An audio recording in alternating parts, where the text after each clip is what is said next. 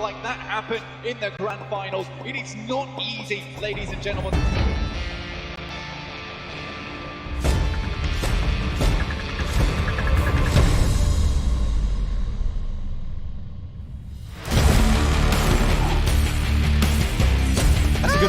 That's a banger, Oh! and that's a banger indeed. He hasn't got in to finish him off just yet. Runs round the corner. Oh! The damage!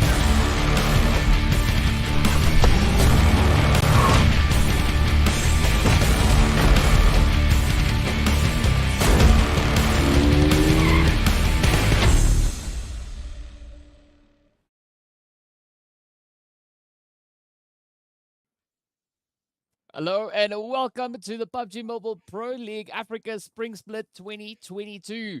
Today, it is time to move into our final Super Weekend. And of course, my name's TK. With me, I have another guest, which is going to be Tegel.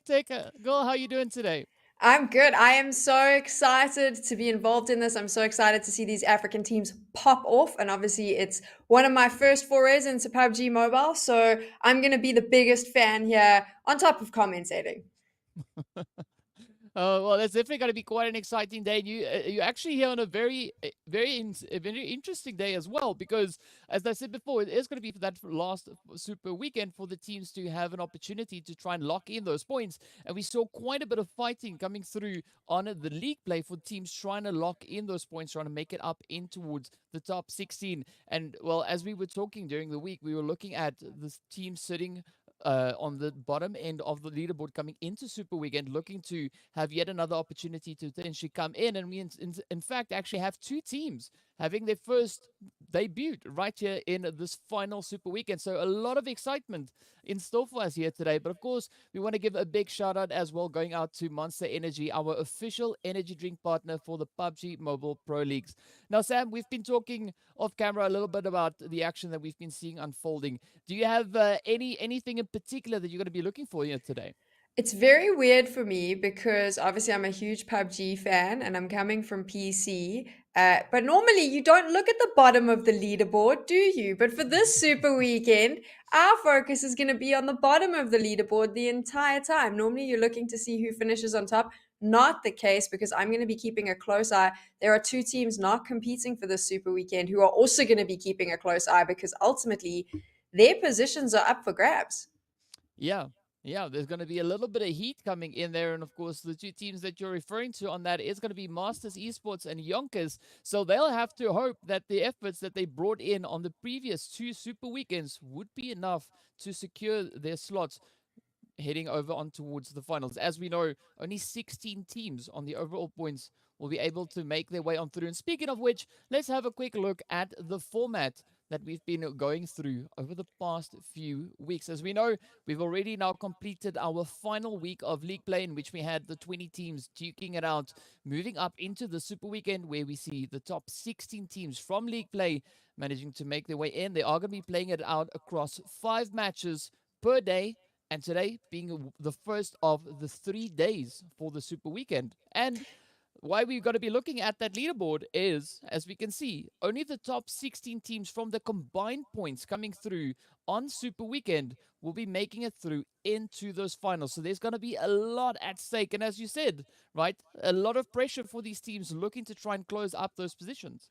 This is the big one, right? You've got 3 days of play, 5 games a day, and this is what's important, because at the end of the day, if you don't get the points on the board, you're not making it through to finals, which is where all these teams want to be. The first PMPL Africa, you want to be in the finals, and it's all going to come down to this. Placement points, obviously very important. You want to claim as many of those chicken dinners as you can, but the eliminations as well, that's going to be very important. And eliminations can make or break you on a points difference. So you want to make sure that you finish, ideally, I would say, in sort of the top 4 if you can. And then you make sure that you take out all the competition so you can add some elimination points to the points tally.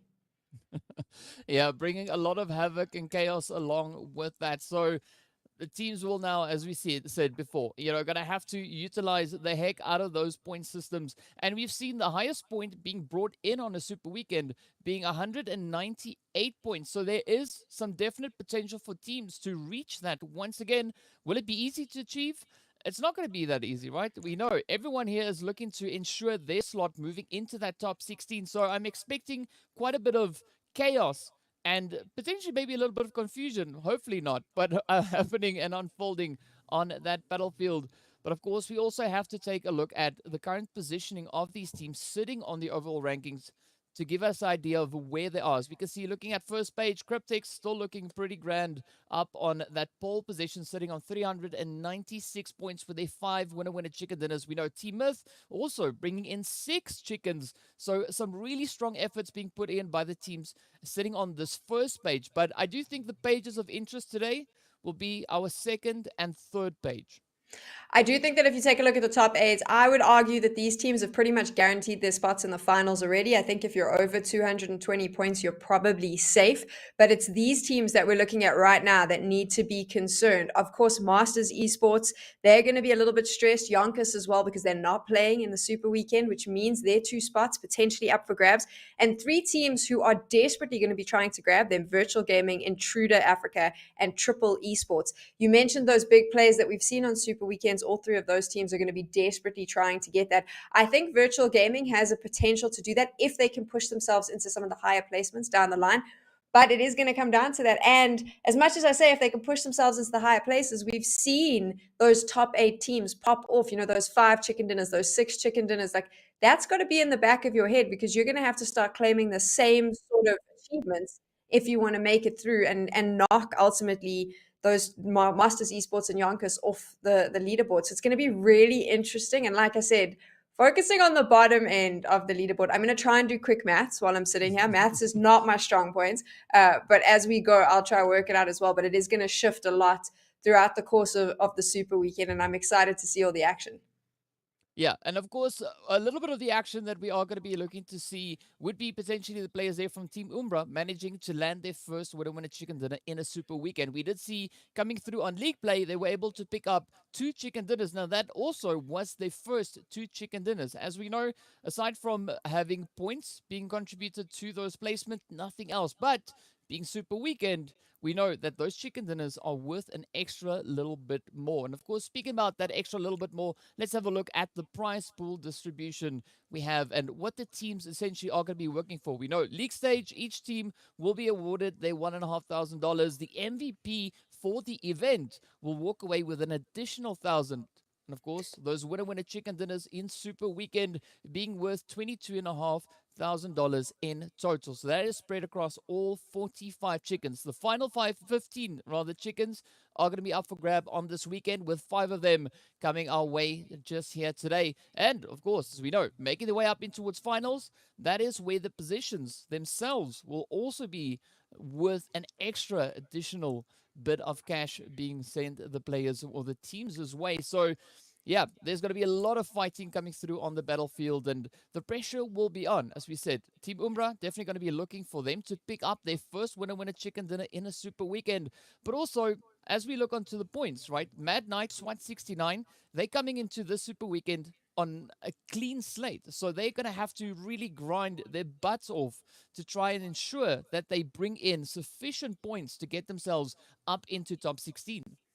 You want to get into the top 16 so you can get a taste of that prize money, but I have to say the chicken dinner's got to be in the back of your mind. I'm already hungry for a chicken dinner just looking at how much money you can make. So I'm sure teams that know that they've pretty much done enough to qualify for finals are going to now go, hold on, how do we make some more cash? Because obviously that's a nice bonus. They're going to be fighting for those chicken dinners, which is actually going to make it tougher for the teams that are just trying to qualify for finals, because now you're contesting with teams that are feeling really confident. They don't have anything to lose and are probably going to be far more aggressive when they jump into the lobby, because they want to add some more money to their cash pool. Yeah, I mean, it throws spanners in the works, it throws toolboxes in the works, it throws a lot of things in the way. And of course, our teams that are going to be playing in this Super Weekend, as we can see all of them currently on screen. But I'm quite interested to see what the players from SWAT 69 as well as the team from Mad Knight are going to be bringing in, right? And the reason why I say that is they've been showing some really great potential coming through in this past week of league play. But also, if we look at a team like Virtual Gaming, for instance, they've just been popping off in this last week, really stepping it up. We know SWAT 69 bringing in a beautiful winner chicken dinner over on towards Erangel, and then also the players coming through from Virtual Gaming also managing to find a chicken in the league play. So it does make me hopeful that the teams will now push through coming into this final Super Weekend and potentially kicking off today on a super strong note for them as well. I do want to ask you, I mean, let's be serious for a minute. Mad Knights and SWAT 69, 0 points in their super weekends. They're sitting on that big donut. That is concerning. As well as they might have played in the league games, you have to be concerned when you've got 0 points. You need to at least, for me, if you want to see yourself in the finals, 0 points is not going to cut it after two super weekends. And this is obviously their final chance to not only get into the finals, but also change that number. And that's going to add a lot of pressure to the players. And I feel like we don't talk enough about the issues with the pressure that comes with that, because it's very quick when that pressure, that anxiety builds up. You're in the team chat with the rest of your team. People get angry. You've got to find a way to stay focused, stay centered, and just play your game. Yeah, I can't argue with you, and I have to agree 100%. There is going to be a lot of pressure, particularly in the Mad Knight and SWAT 69 camps, because, I mean, bringing in points in a lobby like this, we know this is going to be a really tough competition. But I do think what does kind of count in their favor is that the rest of the lobby has not seen what they are going to be bringing onto the battlefield coming into Super Weekend, because the dynamic does really take quite a bit of a shift coming through from league play up into that following Super Weekend. A lot of things really happen as the teams start doing their VOD reviews and trying to come through with those counter potential plays.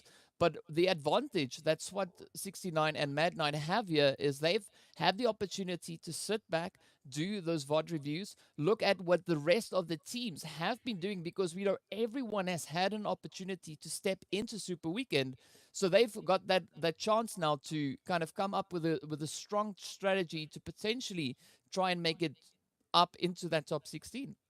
I'm curious, DK, what you think about this with Mad Knights and SWAT 69. They've watched the other Super Weekends, they've VOD reviewed, so you've seen where the teams like to drop, you know their specific drop spots.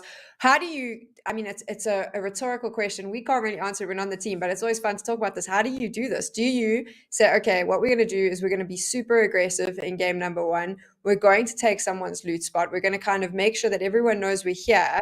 And then that way we can really sort of make an impact, possibly put everyone else on the back foot. Or do you make sure that you go somewhere quiet on Erangel, somewhere where no one else is playing, and you kind of just play your own game? What do you think their strategy is going to be? Well, I do think that there's two potential strategies. As we can see, of course, we have a very Erangel heavy day here. Now, Erangel is kind of that bread and butter, as we know, of PUBG, right? Because it's the map that gets played the most. So I do think one of the strategies is if they potentially invested a lot of time into seeing what the opposing teams, or particularly their target teams, are doing with regards to Erangel, looking to find a way to either get a position in which they could move into and kind of just lay low a little bit, or potentially try and find themselves in a more advantageous position where they could definitely leverage the element of surprise that could be working out in their favor.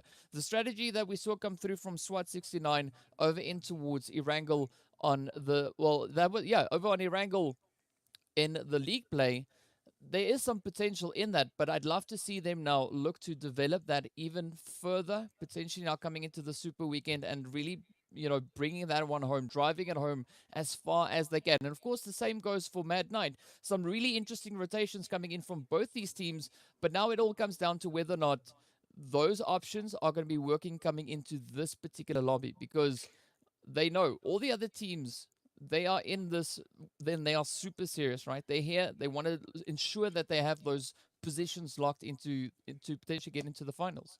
To get into the finals, and those top 8 teams who know that their position is pretty much confirmed for the most part. As I say that, though, obviously they still have to pop off this weekend. They need to get those points, but they'll be fighting for those chicken dinners, meaning potentially a little bit more aggression from them, changing up the pace a little bit. How do you think that's going to affect those teams sitting towards the bottom of the leaderboard? It's going to make it tough, right? Let's be serious here, because it's not going to be a walk in the park for the teams sitting on the lower end of the leaderboard. They are out here to try and push for points, and as you said, the team sitting higher up could potentially be pushing to add a little bit more to the bank, because we know chicken dinners with money.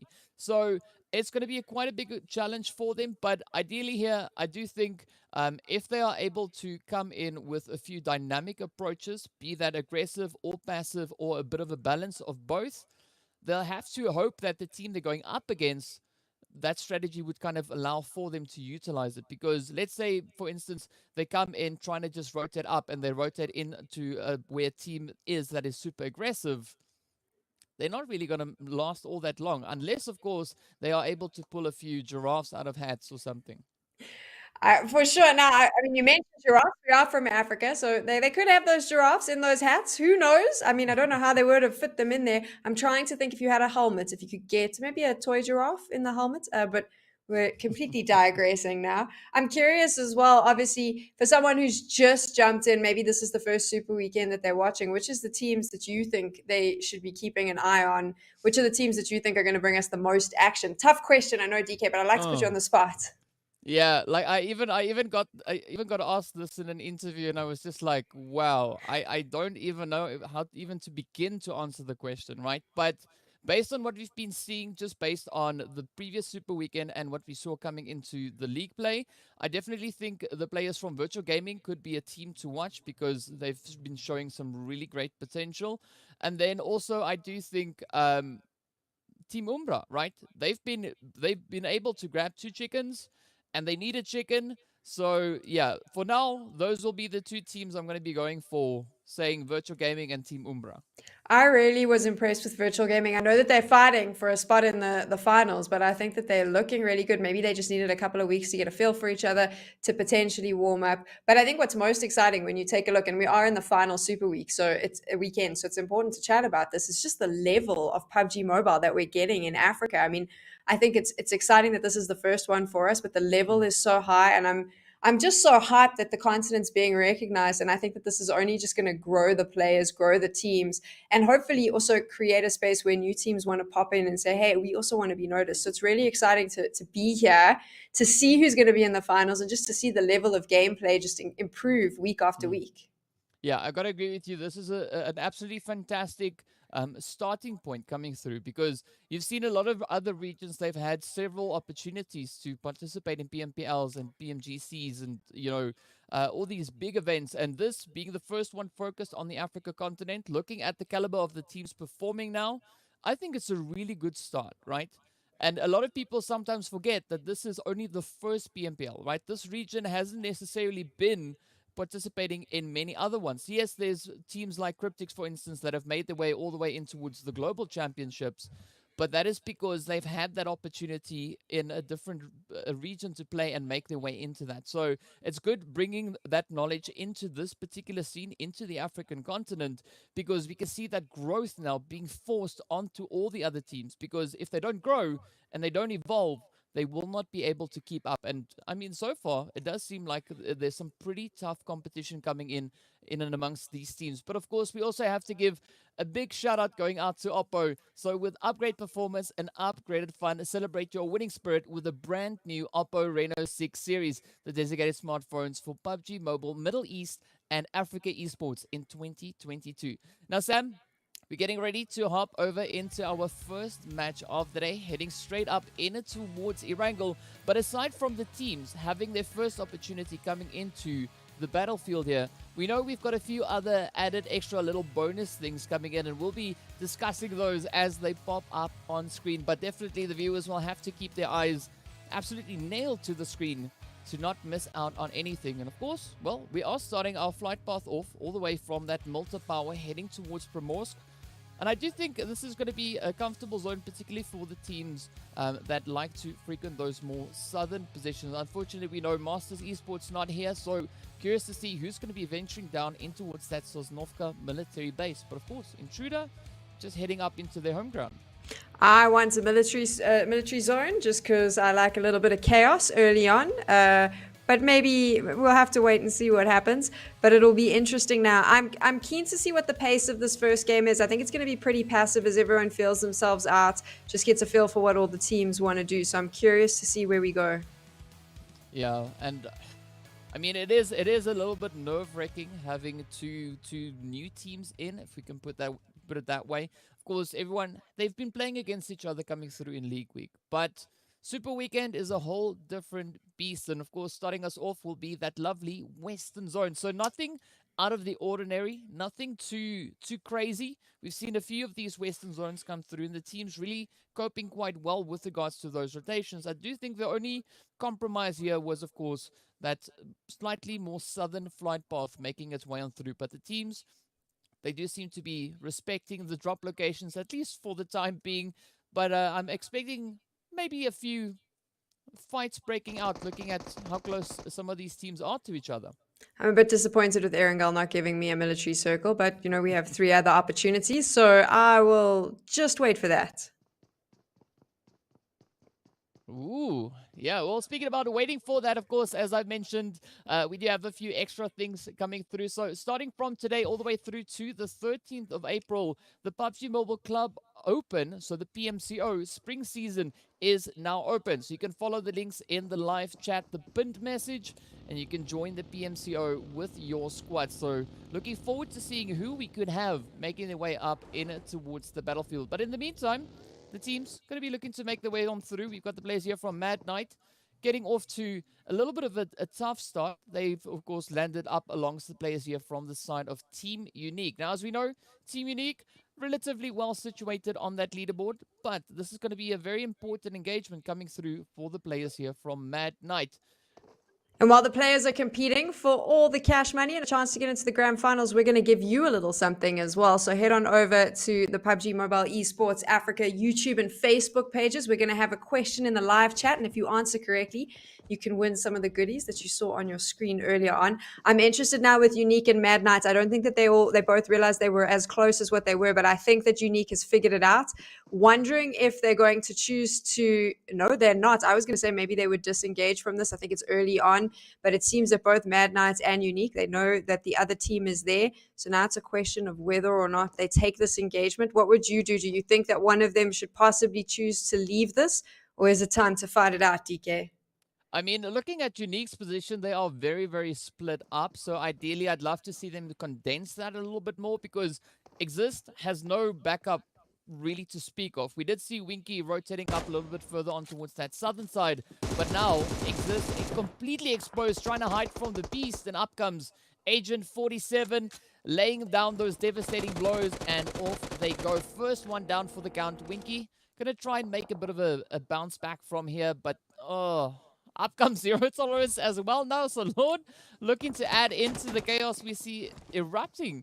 And I mean, strangely enough, a lot of these teams coming in with very, very split drop locations on the first game here today. So I am a little bit concerned with that. But it does seem like Team Unique not looking to get overly aggressive. They were trying to potentially save Exist, but they saw, it wasn't really going to be happening just yet. So let's maybe look to regroup elsewhere. I do find that a 2v2 split can work quite well for a team. So when you take a look at the first 3 teams we looked at, specifically, obviously, the teams that were in that battle, they all were... Unique had the 3-1 split, which I actually think could have worked really well as a pincer with Mad Knights, but didn't quite work out that way for them. But I'm curious as to whether the teams realized that the other teams were in their space. Because when you do a split like that, it works really well if you've got eyes on where everyone else is. In the early game, it allows you to get more loot. It allows you to scout areas better. But I don't think that they realized the other teams were as close as they were. And in those cases, especially like we saw with the case of Unique, doesn't work that well when you split up like that and you don't know that there's a team slap bang in the middle of your splits. And unfortunately, that early engagement for Mad Knight and Unique, now they're both a player down. It's early on. You don't want to be 3 men in a 4-man lobby.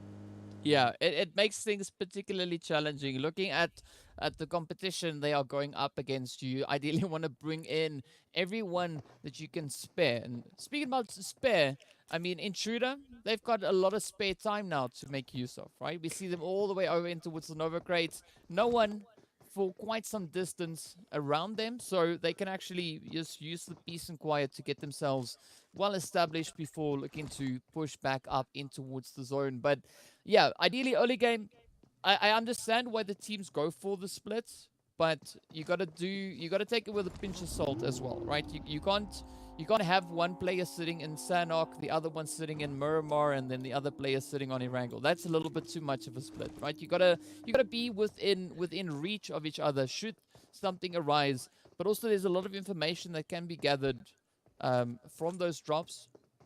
But you want to, you know, if you're too far apart, you can't really relay the information quick enough for it to be effective at that point. 100%. You want to make sure that if you're going to do the split, it's a strategic split, and you've got to be near one another at any time, so that should an engagement take place, you can jump in and you can help each other out. You can rotate quickly in and out. I think being too far apart, as we see with some of the teams, is concerning for me. I'm not quite sure what the game plan is, but you know, I also don't play professional PUBG, so what do I know? Yeah, all we can do is speculate, right?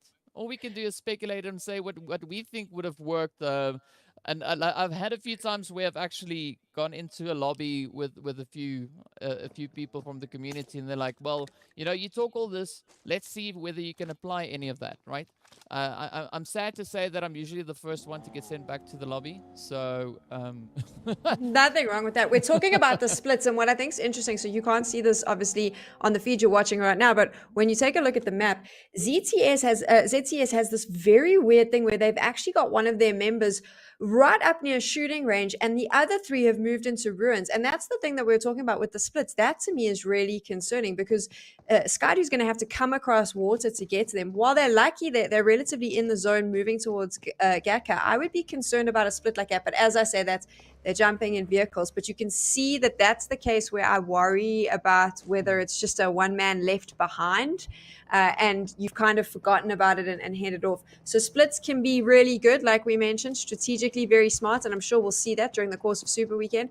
But sometimes, as two of our teams already know, they can also be the reason that you're down a man and we haven't even seen the second zone pop up. Yeah, don't get me wrong, there's nothing wrong with the strategically delayed rotation, right? Sometimes it is quite beneficial having that off-angle player coming in a little bit later, being able to find a few advantageous angles to play from. But looking at where the zone has now shifted, it's not too pressing for the teams, right? They can kind of continue on with their strategy that they were looking to bring on through. But we do, however, see the players there from Blackjack now coming under fire as one of their teammates now has rather to pack their bags and make their way in towards the lobby once again. But a big mash convergence now coming in towards that more center zone. We've got Unique, we've got G3, we've got Triple Esports, we've got Super Young Stars, we've got SWAT69, Umbra, everyone just cramming themselves into the center zone position.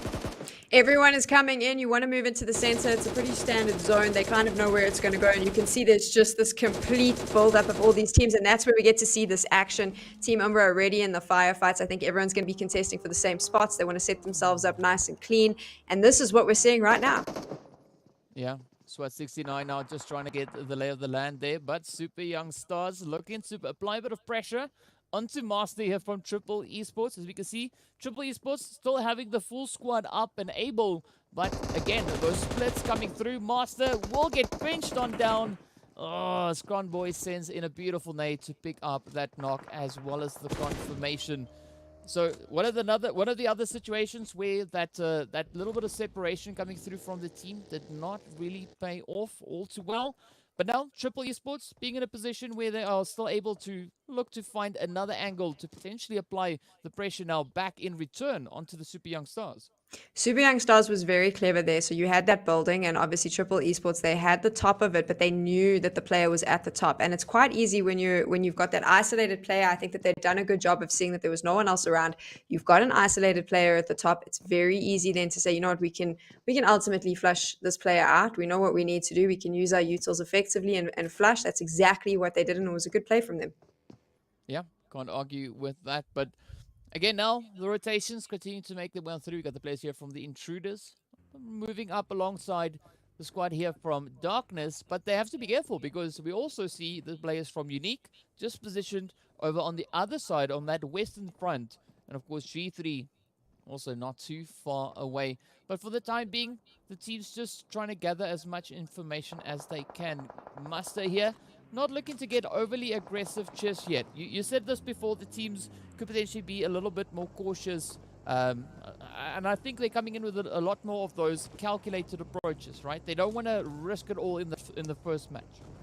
You don't want to risk it all in the first match, and you also know that it's really important to make the end game right now. So these early altercations can be, and I say early, I wouldn't say we're early now, but definitely early on altercations, potentially losing players, potentially ending up back in the lobby. If you're focusing on the points, this is not something that you want. You've got to be 100% confident that if you take a fight, you can win it. Intruders are well aware that darkness is there.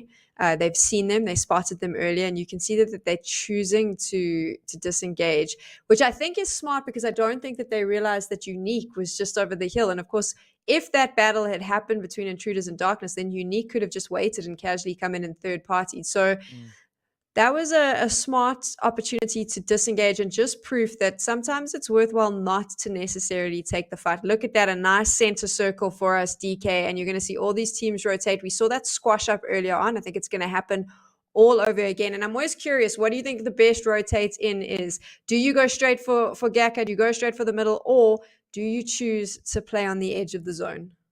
I do think looking at the way the kind of the majority of the teams are pushing into more center zone, I do think edge could potentially be a little bit more of a worthwhile approach for these teams. But speaking of that, Cryptics are playing exactly that, right? We see them perch on the edge of zone, just focusing their efforts in on towards the players here from Zero Tolerance. Skydo is down, Hates is down, the big rares coming through. Not quite sure whether or not Skydo is going to be able to make it out of that one. Fortunately, Vortex is there to provide a little bit of that assistance. But Marshall, Senke, and the rest of the squad coming through here from Cryptics, they are not going to hold back, right? They're going to look to clean up the edge as much as they possibly can before potentially looking now to advance their way a little bit further inwards. We can see also they have that anchor point set up towards Lazy Boy. So it's good to get that kind of that foothold in the zone, and then just kind of try and blaze the way on through, as we see them do quite often though. But center zone, this is where the pressure is going to be super high. Intruder being one of those teams looking to make their way up in towards top 16, right? So they are playing quite cautiously, trying to be very decisive as to which engagements they are going to be taking. G3's got this compound quite nicely locked down where they're sitting, and I wonder now about the battle that's going to happen here, because I think between these two teams, between Intruder and G3, they're going to want to take that over, and I think that this is now going to come down to a battle for compounds, because ideally you want to set yourself up nicely for the final zones. And it's curious because I'm not sure all of them have realized who else is in the mix, but very soon I think what we're going to have is a PUBG Mobile, I don't even want to call it a sandwich. It's going to be a fruit salad, because all of these teams are going to be jumping on one another very soon. Yeah, I mean, it's going to be an interesting position, particularly that they're pulling in towards the Chopsticks region. There's a lot of rather tricky angles to play from there. But also looking over on towards the western side, this is where we now have the players here from 1 Million Esports trying to gatekeep the advances here from Virtual Gaming. Virtual Gaming performing exceptionally well, coming in to the previous Super Weekend as well as the last week of League play. But now it all comes down to this final Super Weekend. Will they be able to keep up the momentum that they've been building on so hard over the past few days of play? I think that if Virtual can get the high ground off 1 Million, because 1 Million's got themselves quite nice on this little hill. Obviously, they have the vehicles there for extra coverage, but I think that it could help to potentially try to take that spot from them, just so that you can do a little bit better scouting.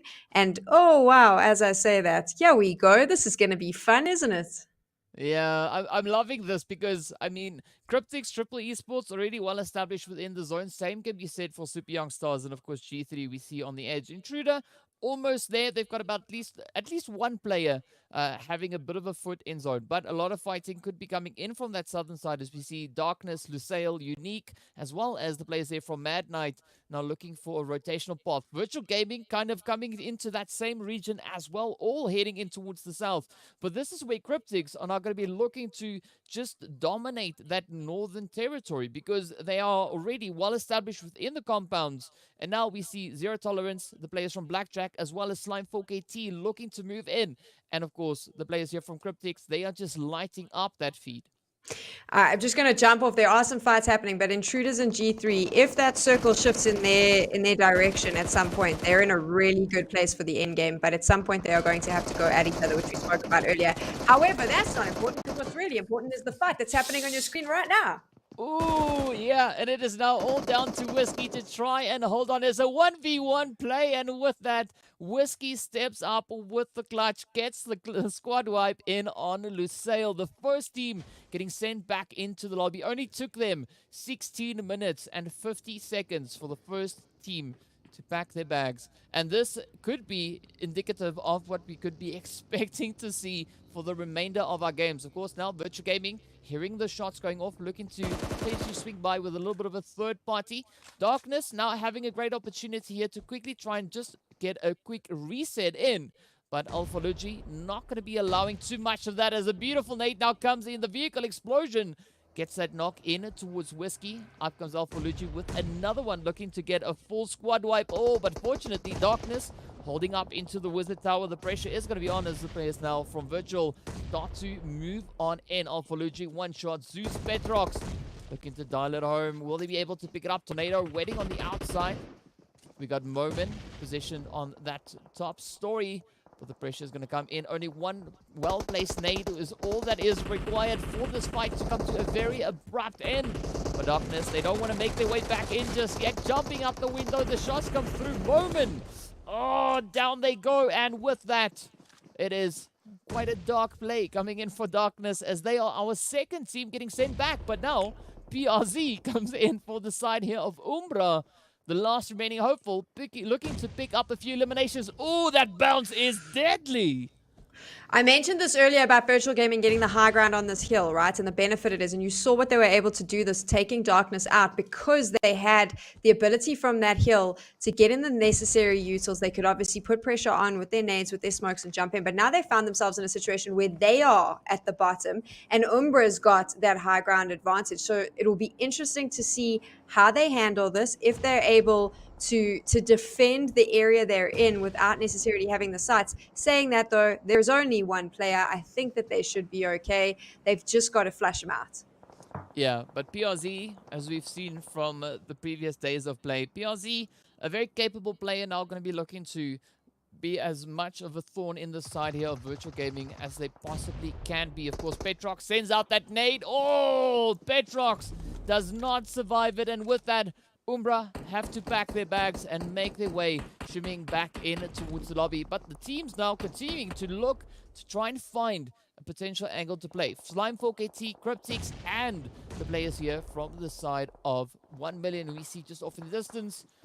It's going to be pretty tough, particularly on the northern side. Cryptics, we know, super aggressive team. Slime also showing some great potential in the past few days, but will they be able to make enough of a stand to stop the players here from Cryptics? You can see the entire squad from Cryptics now looking to roll on through Plaza.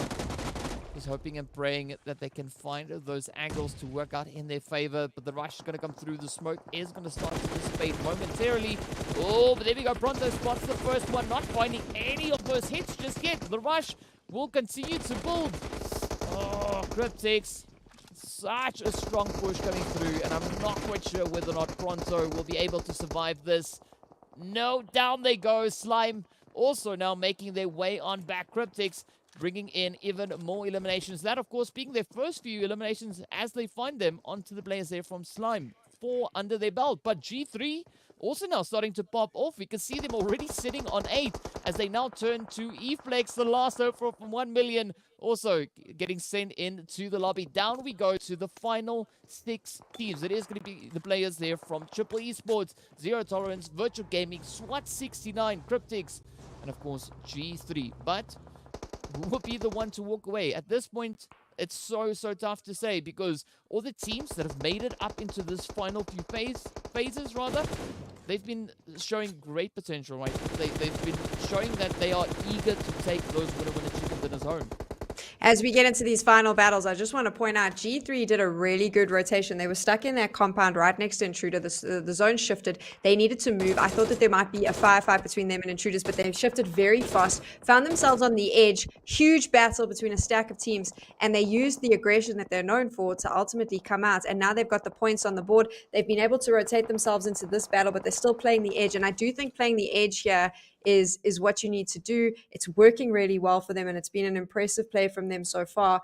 However, at some point they are going to have to move in, and I'm going to be curious because I see 69's also starting to move in as well, how this plays out. How do you do this? Do you wait, let everyone else take each other out, come in right at the end, or do you now come in guns blazing, throw those nades, throw those mollies, and just cause some chaos? We're going to have to find out how the teams decide to play this. I think it's going to be a little bit of a balance between the two, right? You're going to see some teams looking to potentially just blaze on through, but looking at the position we see here from Cryptics, right? They are no need really to come blazing through in any direction. They can just stay kind of perched up on the roof. They are nearly within that zone, only a few meters away, so it's not going to take all that much for them to get themselves into that next phase once the blue zone starts closing on through. Of course, already Senke picking up that first head on towards Twix, and now SWAT is going to be down to only Yash to potentially look and bring it all the way back, but the confirmation comes through. We also see Virtual Gaming under quite a bit of pressure, just ahead rather there of SWAT 69. But again, now Cryptics just looking to leverage these compounds to the utmost, right? Triple Esports also positioning in compounds, but we're not seeing any of those engagements come through. Meanwhile, SWAT also, down goes Yash. And a few more eliminations being picked up there by the side of Cryptics. Cryptics has themselves in a really good position, so they're able to pick off teams as those teams try to rotate. However, Triple on the other side is going to have a benefit as well because they have sights of those teams coming in from the south. So I'd be curious to see if they're going to use that. And as I say that, it looks like Cryptics is actually going to abuse that, and they're now starting to shoot out on the G3 team. They really set themselves up well here because they had sights on everyone coming in from the zone. They've got a little bit of the protection of the compounds, and that's helping them out a little bit. So it'll be good for them, but at some point they are going to have to move out of that compound, and they've given up their spot. Everyone knows where they are now. But they've already just gone to town on the majority of these teams, right? Already opening up a lot of potential weaknesses. And now you can see Virtual Gaming and G3 having a little bit of a trade-off. Of course, Triple Esports also going to be looking to come through with the swings there, as we have Miramar just pushing into that more centralized position, pulling up alongside the players there from G3. But unfortunately, Senke is just able to bully them down all the way. But I'm curious to see what Cryptics are going to be doing here. They still have controlling numbers. In fact, they are the only squad still sitting with 4 players up. G3 also has their 3 players just positioned a little bit further up ahead. But from what Cryptics have been doing so far, it's going to be really tough for G3, Triple, and Virtual Gaming to make enough of a bounce back. But it is still a very much possible play. Cryptics was lucky in that they have some vehicles in front of those compounds. They've obviously now got to move because the zone is closing, but they can use some of the vehicles for coverage, which I think is really smart. They'll be able to set themselves up. But I do want to point your attention to the fact that Virtual Gaming and Triple Esports are still in this. 2 teams that are fighting to get into the top 16 for the grand finals, and they're going to find themselves in the top 4 placement points. They need to get some kills now. As I say, that Virtual Gaming is out, but 4th place, it's not bad on the point scale for them.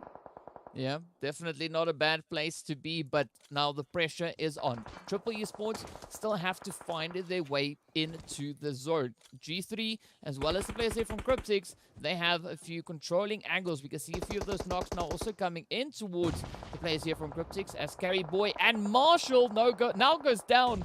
Flacco sending out a beautiful nade, so well placed. But now it turns to Senke and Lazy Boy to try and just get Marshall back on his feet before the pressures of this next zone is upon them. But G3 looking golden, but Triple Esports also still trying their best to get in. And I do think the engagements now coming through between G3 and Cryptics could be a little bit of an opportunity for Triple to quickly come into that phase.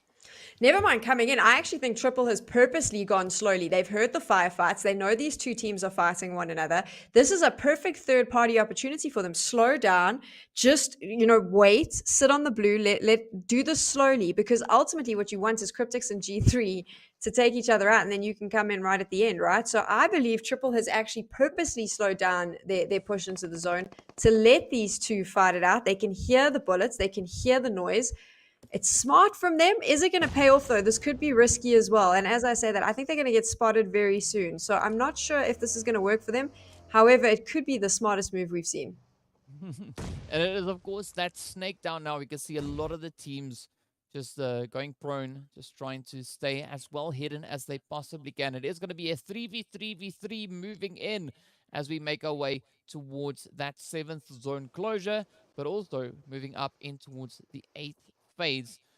But I'm liking the approaches coming through here. I mean, G3 trying to spread themselves out, but they got to be careful, as you said, right? Triple right there alongside them. But we also know Triple Esports being one of those teams that are chasing points. They're currently coming into today sitting on a grand total of 78 points. Now, already being in this position is doing some fantastic things for them, because not only are they bringing in those placement points, but they also have the elimination points coming in alongside those. But it does seem like to be a little bit of a standoff for the time being. But I don't think it's going to take too long before these teams actually start just lighting up what is left of this map. Sneaky little snakes all waiting in the grass. You don't want to be the first one to take on an engagement. You want to wait, let the two other teams in the circle do it, and then come in right at the end. Also, do you know how fit you have to be to crawl around on the ground like this? I don't know if anyone realizes these players are machines. As I say that, Cryptics has decided that they will be the first one to take the engagement. Spots Triple, takes the shot.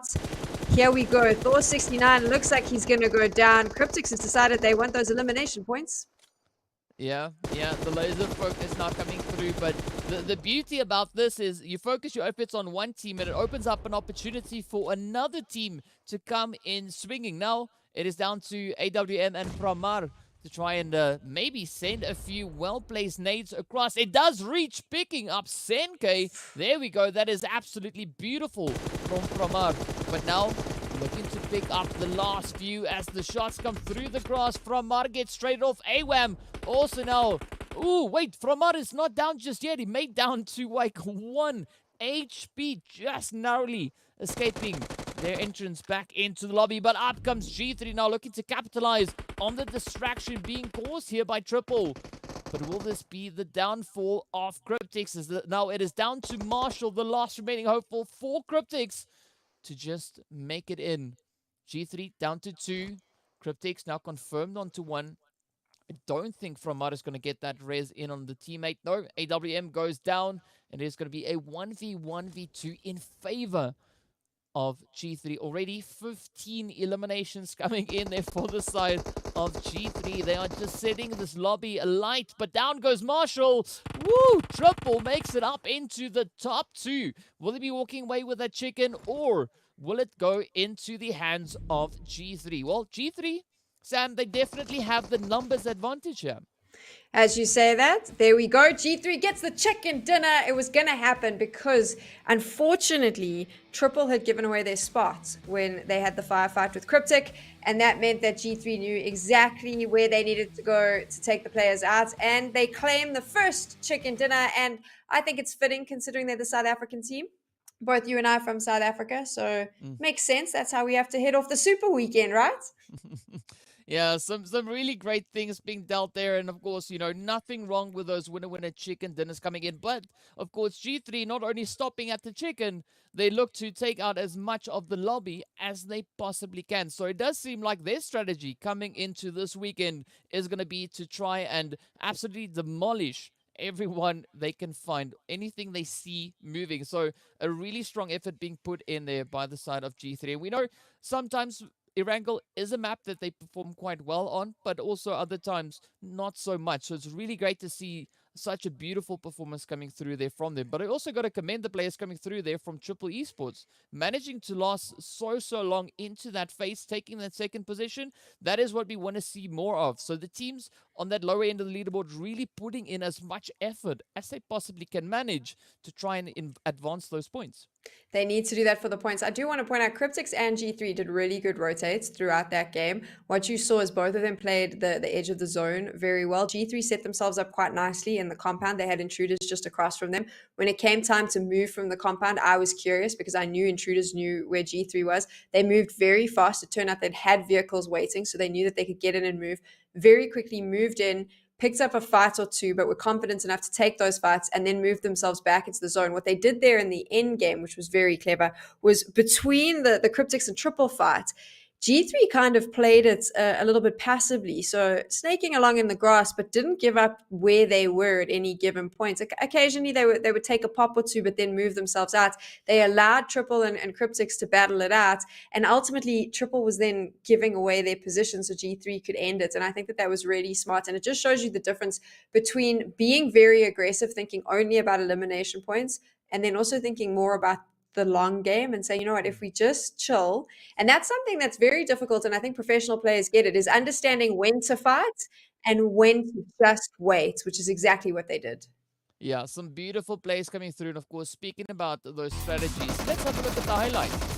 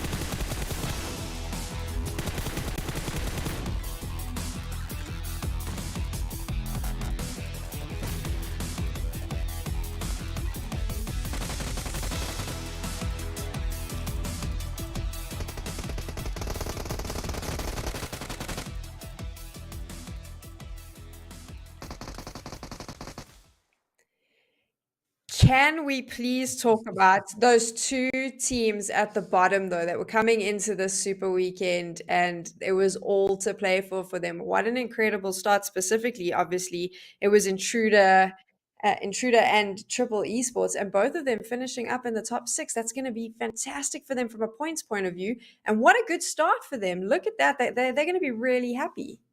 Yeah, I mean it is a good start to the day, and all they got to do now is just look to build on the momentum, right? That is going to be absolutely key, absolutely essential for them.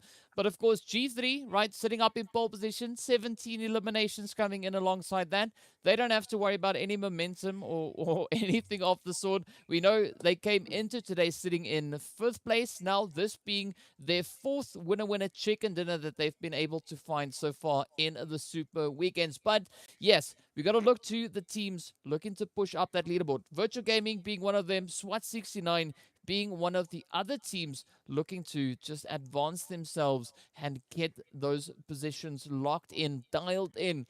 But of course, this is the first page, right? So we need to look at that second page, and this is where we now see where the rest of the lobby is. We got Intruder also positioned on this side, bringing in that 1 point. Mad Knight, unfortunately, not being able to find any points just yet.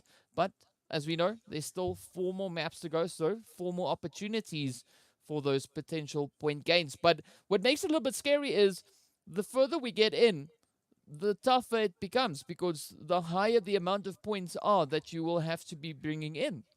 I made a mistake earlier. I mentioned Intruder instead of Virtual and Triple Esports. Intruder getting a whole 1 point, so my mistake there. I was just getting a little bit excited. I am concerned about Mad Knight though, DK, because they're still on that donut.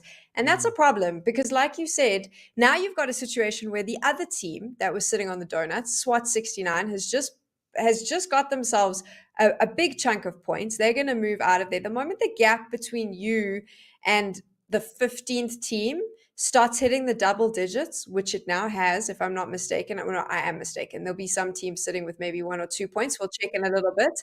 But my issue is that if you're sitting on a donut now, the moment that gap gets bigger and bigger, you have a huge problem, because playing catch up is one thing, but playing that much catch up, at some point you're going to look and realize that the mountain is too high to scale. So I do think that they're going to have to take a step back, have a conversation, figure out what they're going to do. But SWAT 69 did what needed to be done. They came in today, first game, they put those points on the board. They're going to feel a lot more confidence, and that's going to help. I worry about Mad Knights at this point because I think that donut is going to suddenly weigh very heavy on their shoulders, and it could potentially cause them to struggle in the future games. Yeah, I mean, definitely the amount of pressure is starting to build, and as you were talking about that kind of gap being created, it is starting to increase. The longer they take to step up and bring in those points, the more challenging it will become to try and close up those gaps, and also the teams up ahead of them will just have even more opportunities to try and increase that lead. And there's going to be a lot of fighting coming in from the teams trying to secure the top 16 points, because we know it's going to be those seats moving in towards the finals. So a lot of pressure on the shoulders for these teams. But we'd love to hear what your guys' thoughts are. Let us know on Facebook and Instagram. You can search for PUBG Mobile Esports Africa. Tell us your thoughts. Tell us, who do you think are going to be bringing in those winner chicken dinners right here today. And while you do that, we are going to be hopping into a quick break while we get our second match ready. So be sure to stay tuned, and we'll see you guys right back afterwards. I think we should hang around a little bit before we go and let you know that you can win a little something yourself. So while you're watching in the live chat here at PUBG Mobile Esports Africa, either on YouTube or Facebook, make sure that you watch out for that special question, because if you get the answer right, you see what's on your screen right now, make sure that you enter, because you can grab some of that. Yeah, quite an exciting thing to make on through. Of course, you know, the lucky drop, it pops up unexpectedly, so it was a nice little surprise. You know, it's a delayed April Fool's joke coming through. Haha. Not really, but whatever. Of course, be sure to get in on that lucky drop. And yeah, now for real, we are going to be hopping into a break, so we'll see you guys back in a short few minutes.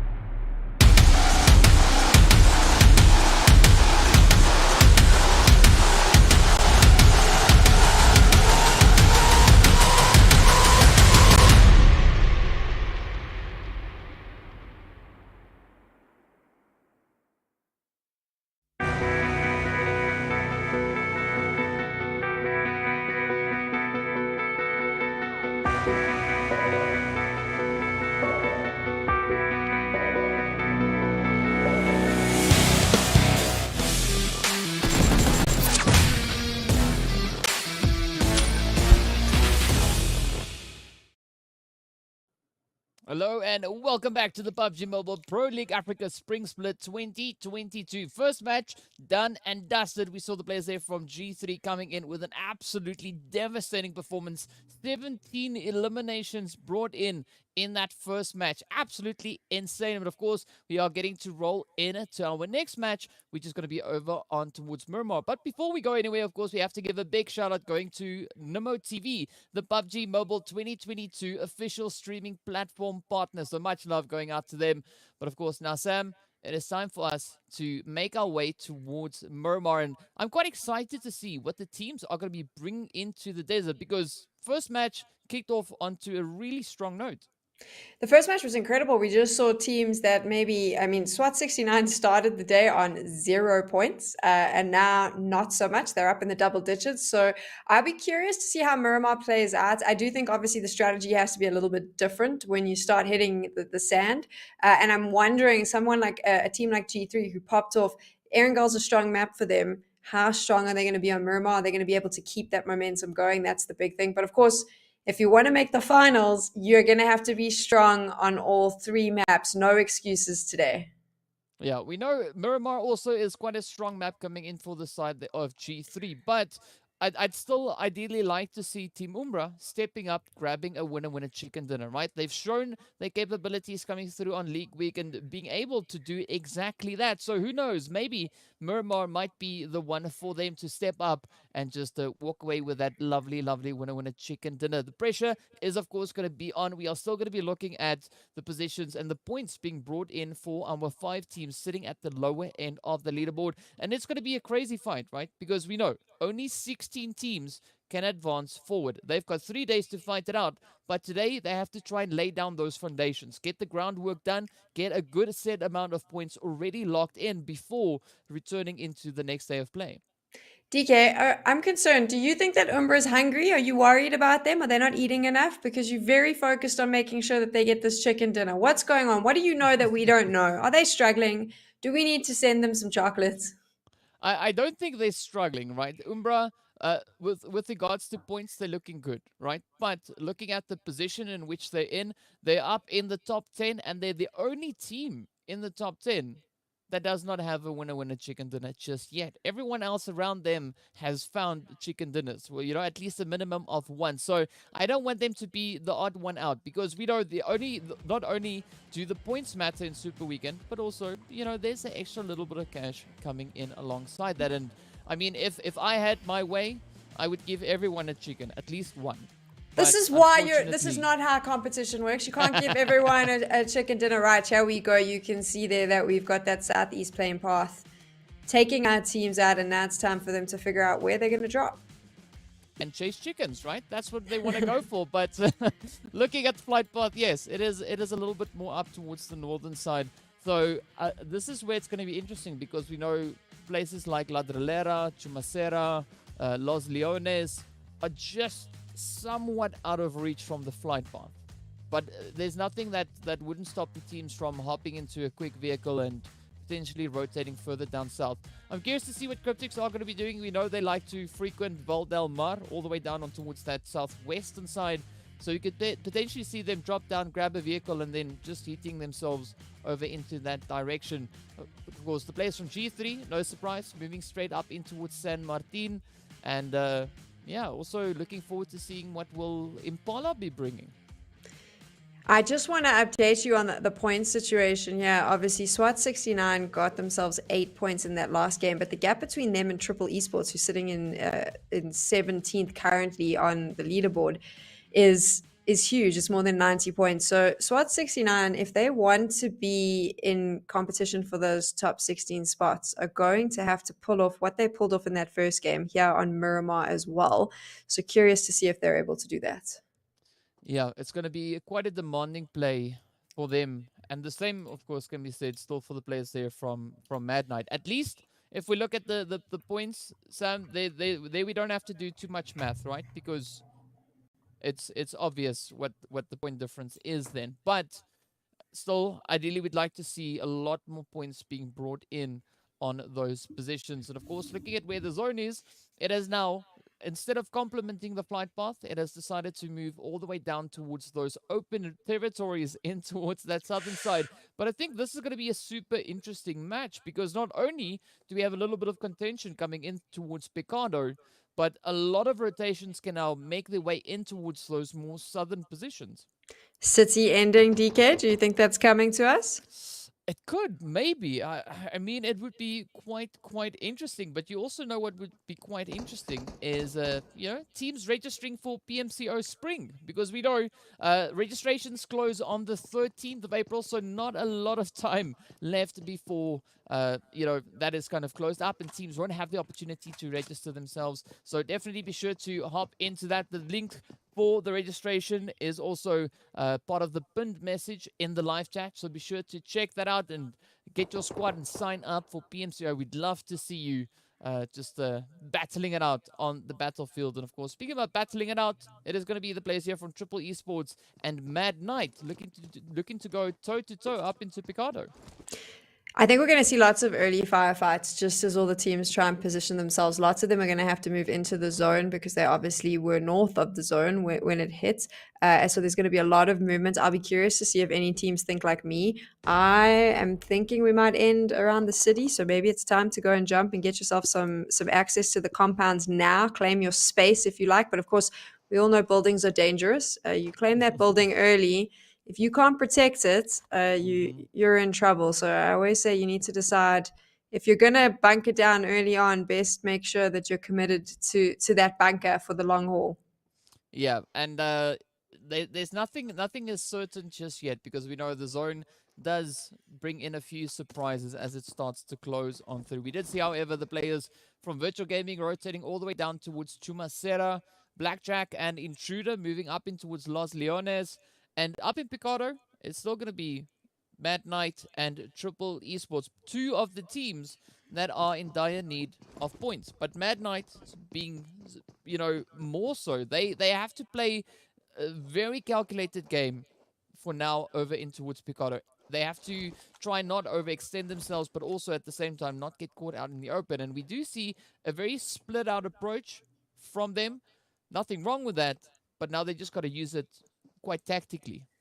I just think that Mad Knights, we saw this in the first game, and I'm going to say it again. There's two players, they've got a split. They've now been spotted by Triple Esports, so now the shots happen. But I feel like Agent 47 was up there peaking nonstop. He made himself available. They need to stop with these early engagements. They have to focus on getting to the end game. And for some reason, they're choosing to constantly take an early engagement. And you can see here they're split. They've got themselves around this compound, but the problem is that Triple Esports knows where they are, and they know if one of them is up there, they know that the others are going to be there. And I think that this is what Mad Knight needs to possibly reconsider is don't take the early engagement. Wait it out a little bit. You're split up. Your players are split up. Focus on not trying to take on Triple Esports. Despite the fact that you know they're in the compound, just disengage, last a little bit longer. I think that Mad Knight's going to find themselves in a really difficult position. As I say that, you can see there the nades going. There's some injuries happening. They need to disengage. Yeah, I mean, don't get me wrong. There's nothing wrong with the strategy from Mad Knight, right? The only problem is this is not the time and place for this particular strategy. If it was earlier in the tournament, by all means, right? But at this point, they cannot afford to play it this way around. They need to look to consolidate these positions. They need to either rotate away back into safety or mount a super aggressive assault onto the side of Triple Esports. But unfortunately for them, Triple Esports, they've now lined up their entire squad on that frontline offensive. And as we can see, Mad Knight now suffering a few casualties along the way. Here they go. This is the problem. Triple Esports knew. Agent 47 gave up the spots. All his teammates now needed to rotate in to help him. Triple Esports has been able to consolidate all of that. They figured out where everyone is. I think Mad Knight thought that they could take on this battle. As I said, that beast. Ooh. Does Master know he's there? That's a sneaky spot for him. Does he have eyes? Does he know that one of the Triple Esports players is hanging out in that building? If Master peeks out, is Beast going to be able to grab him? No, he's turned away, which maybe... Curious. I'm going to go very quiet now because I'm getting very nervous for him. It might actually be a smart play from Beast. as I say that now, he's jumping around a little bit. So no, I would have stayed there. I think he had a good spot. But here we go. They're going to do this. They're going to come in for the fight. I think this is a mistake, DK. Yeah, I also do kind of think so as well. But, I mean, we see Zamo now coming in for that res. And there we go. Beast now just utilizing that off-angle position, getting the first knock up in towards Master. But still, we have Ramar. We've got the rest of the squad now looking to move in. AWM quickly and swiftly dealing with Zamo now as the assault comes in from the players here of Triple Esports and is looking quite devastating now for the side of Mad Knight as they've been reduced to 2, but also the 2 players are very, very split up.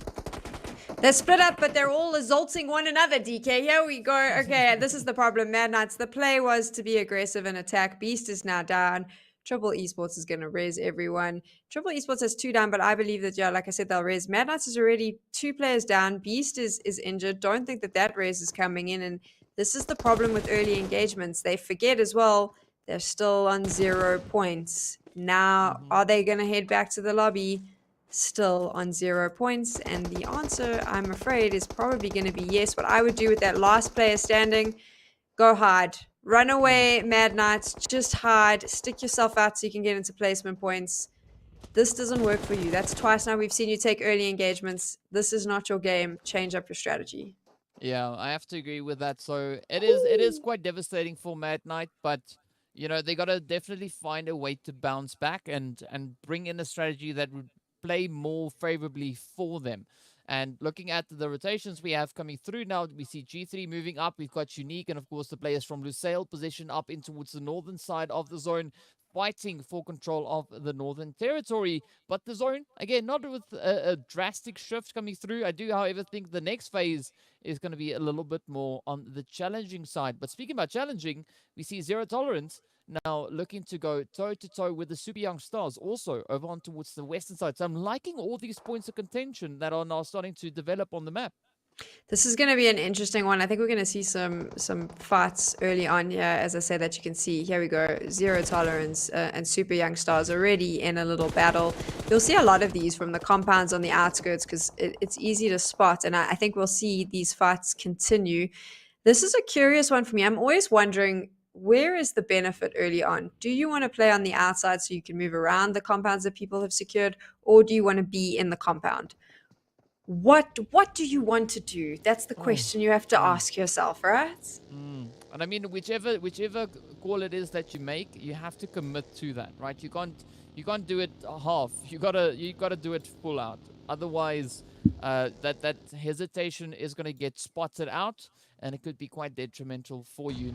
Now, speaking about another engagement, of course, we have Unique and Lusail, as we mentioned before, fighting it out up in the northern side, but they both of them now find themselves situated up in towards the blue, as we have, some devastating blows coming into Unique. Already 2 of their players getting knocked right on down. Lusail only having Boyka getting knocked for the time being, but it does seem like Winky and Chills are going to be looking to put a little bit of distance between themselves and Lusail. And I do think that is a really good decision being made by Unique.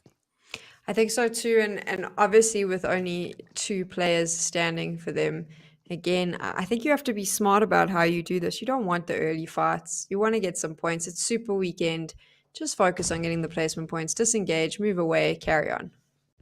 Yeah, and it's going to be survival that could be quite key here for the teams. But speaking about survival, we see Darkness now venturing up in towards Los Leones, where we see the team from Intruder as well as Blackjack. And we know this is a position that they like to frequent. So I'm curious to see what exactly will be coming through between these 3 teams. As the zone is, of course, starting to close on through, we'll be making our way in towards that 3rd phase momentarily. But a lot of rotations still also going to be making their way on in. And it does seem like Intruder could potentially be considering disengaging from this initial point. Intruder's in a position where they need to disengage as well. So much like Mad Knights, I think if you're at the bottom of the table, you need to consider just making yourself last till the end game. Now, I understand that you get elimination points for every player you take down, but you can get those elimination points at the end if you stick to the end. That's the most important. So for me, if you're on the bottom of the table, and I know that these players are in game, right? They're not thinking about points. They're not thinking about scoreboards. But someone needs to be saying and calling and saying, you know what, let's not fight early on. Let's just focus on staying alive for as long as we possibly can. I think if Mad Knights can keep Agent 47 hidden, as I say that, it looks like Unique's coming into him very soon. But if he can just go and hide out somewhere, be the camper we all want to see you be, get an extra point. That's what I'm hoping for here. Or the master delayed rotator, right? That's also a very nice way of saying it as well. But of course, I say that. Look, I was about to say, look at that circle, Agent 47. And I'm worried about you. They're coming. They're all coming. You can see up there, they're coming for you, my friend. You need to run. You need to move. You need to hide. Go somewhere. Climb under a rock. Do what has to be done so that you can stay, because you can see all these teams coming in now. They're going to catch him if he's not careful. And there's also some fights going down. If you look towards the southern part of the zone, I think there'll be some big fights there as well, as teams start moving in and wanting to claim their spaces towards the end. yeah, I do think it's a little bit of a saving grace for the teams that the zone decided to move out from Los Leones instead of centering up on towards it. But now comes the challenge, because we can see the region that they're pulling into is much more barren. There's not as many compounds or a lot of hard cover really for the teams to try and utilize and just, advance themselves into those later few phases. But of course, we also know that there's a lot of terrain that they can utilize in the absence of those potential compounds. We can see the rotations now continuing to be made here, as we have Lusail and Unique now venturing up from that northern kind of position. Winky getting spotted out. The shots come through. Ooh, there we go. Winky now just being able to evade the majority of those shots, finding their way towards her. Of course, quickly now opting into a little bit of hard cover. Maybe looking to set up a bit of an ambush. I think that's what's clever is the teams that have brought their vehicles with them, just because this is going to be quite open firefights, and using your vehicles for a little bit of cover can come in handy, but it also puts you at risk because everyone hears you coming, right? And they see you. So I'll be curious to see how that plays out. But right now, the fight is happening amongst the bricks, DK, so it doesn't matter about that open ground. Yeah, I mean, there's no real open ground to really speak of here. 1 million still trying to make their push, their advance back into that phase. Darkness, however, is going to be looking to bring a bit of a stop to that moment. Now taking a few hits there. Manuel also just trying to peek out from that window. And this is what makes the city fights so challenging, is it's so difficult to find a good angle. And, once the angle does present itself, you have to act super, super quickly, because that angle can also go away in a blink of an eye. But now, speaking of a blink of an eye, Super Young Stars get taken out in a blink of an eye as Zero Tolerance comes through with a quick rush and push on towards them. Lord, of course, is going to be down for the count. But we know third phase blue not doing too much damage. But the faster they can get out of the blue, the better it will be for them. And now it is down to where this next phase is going to be shifting. As we can see, the team's starting to anticipate where it could be going. SWAT 69 looking good on the edges now. Moves a little bit further up north. But G3 getting a slight bit of a zone bless coming in their direction.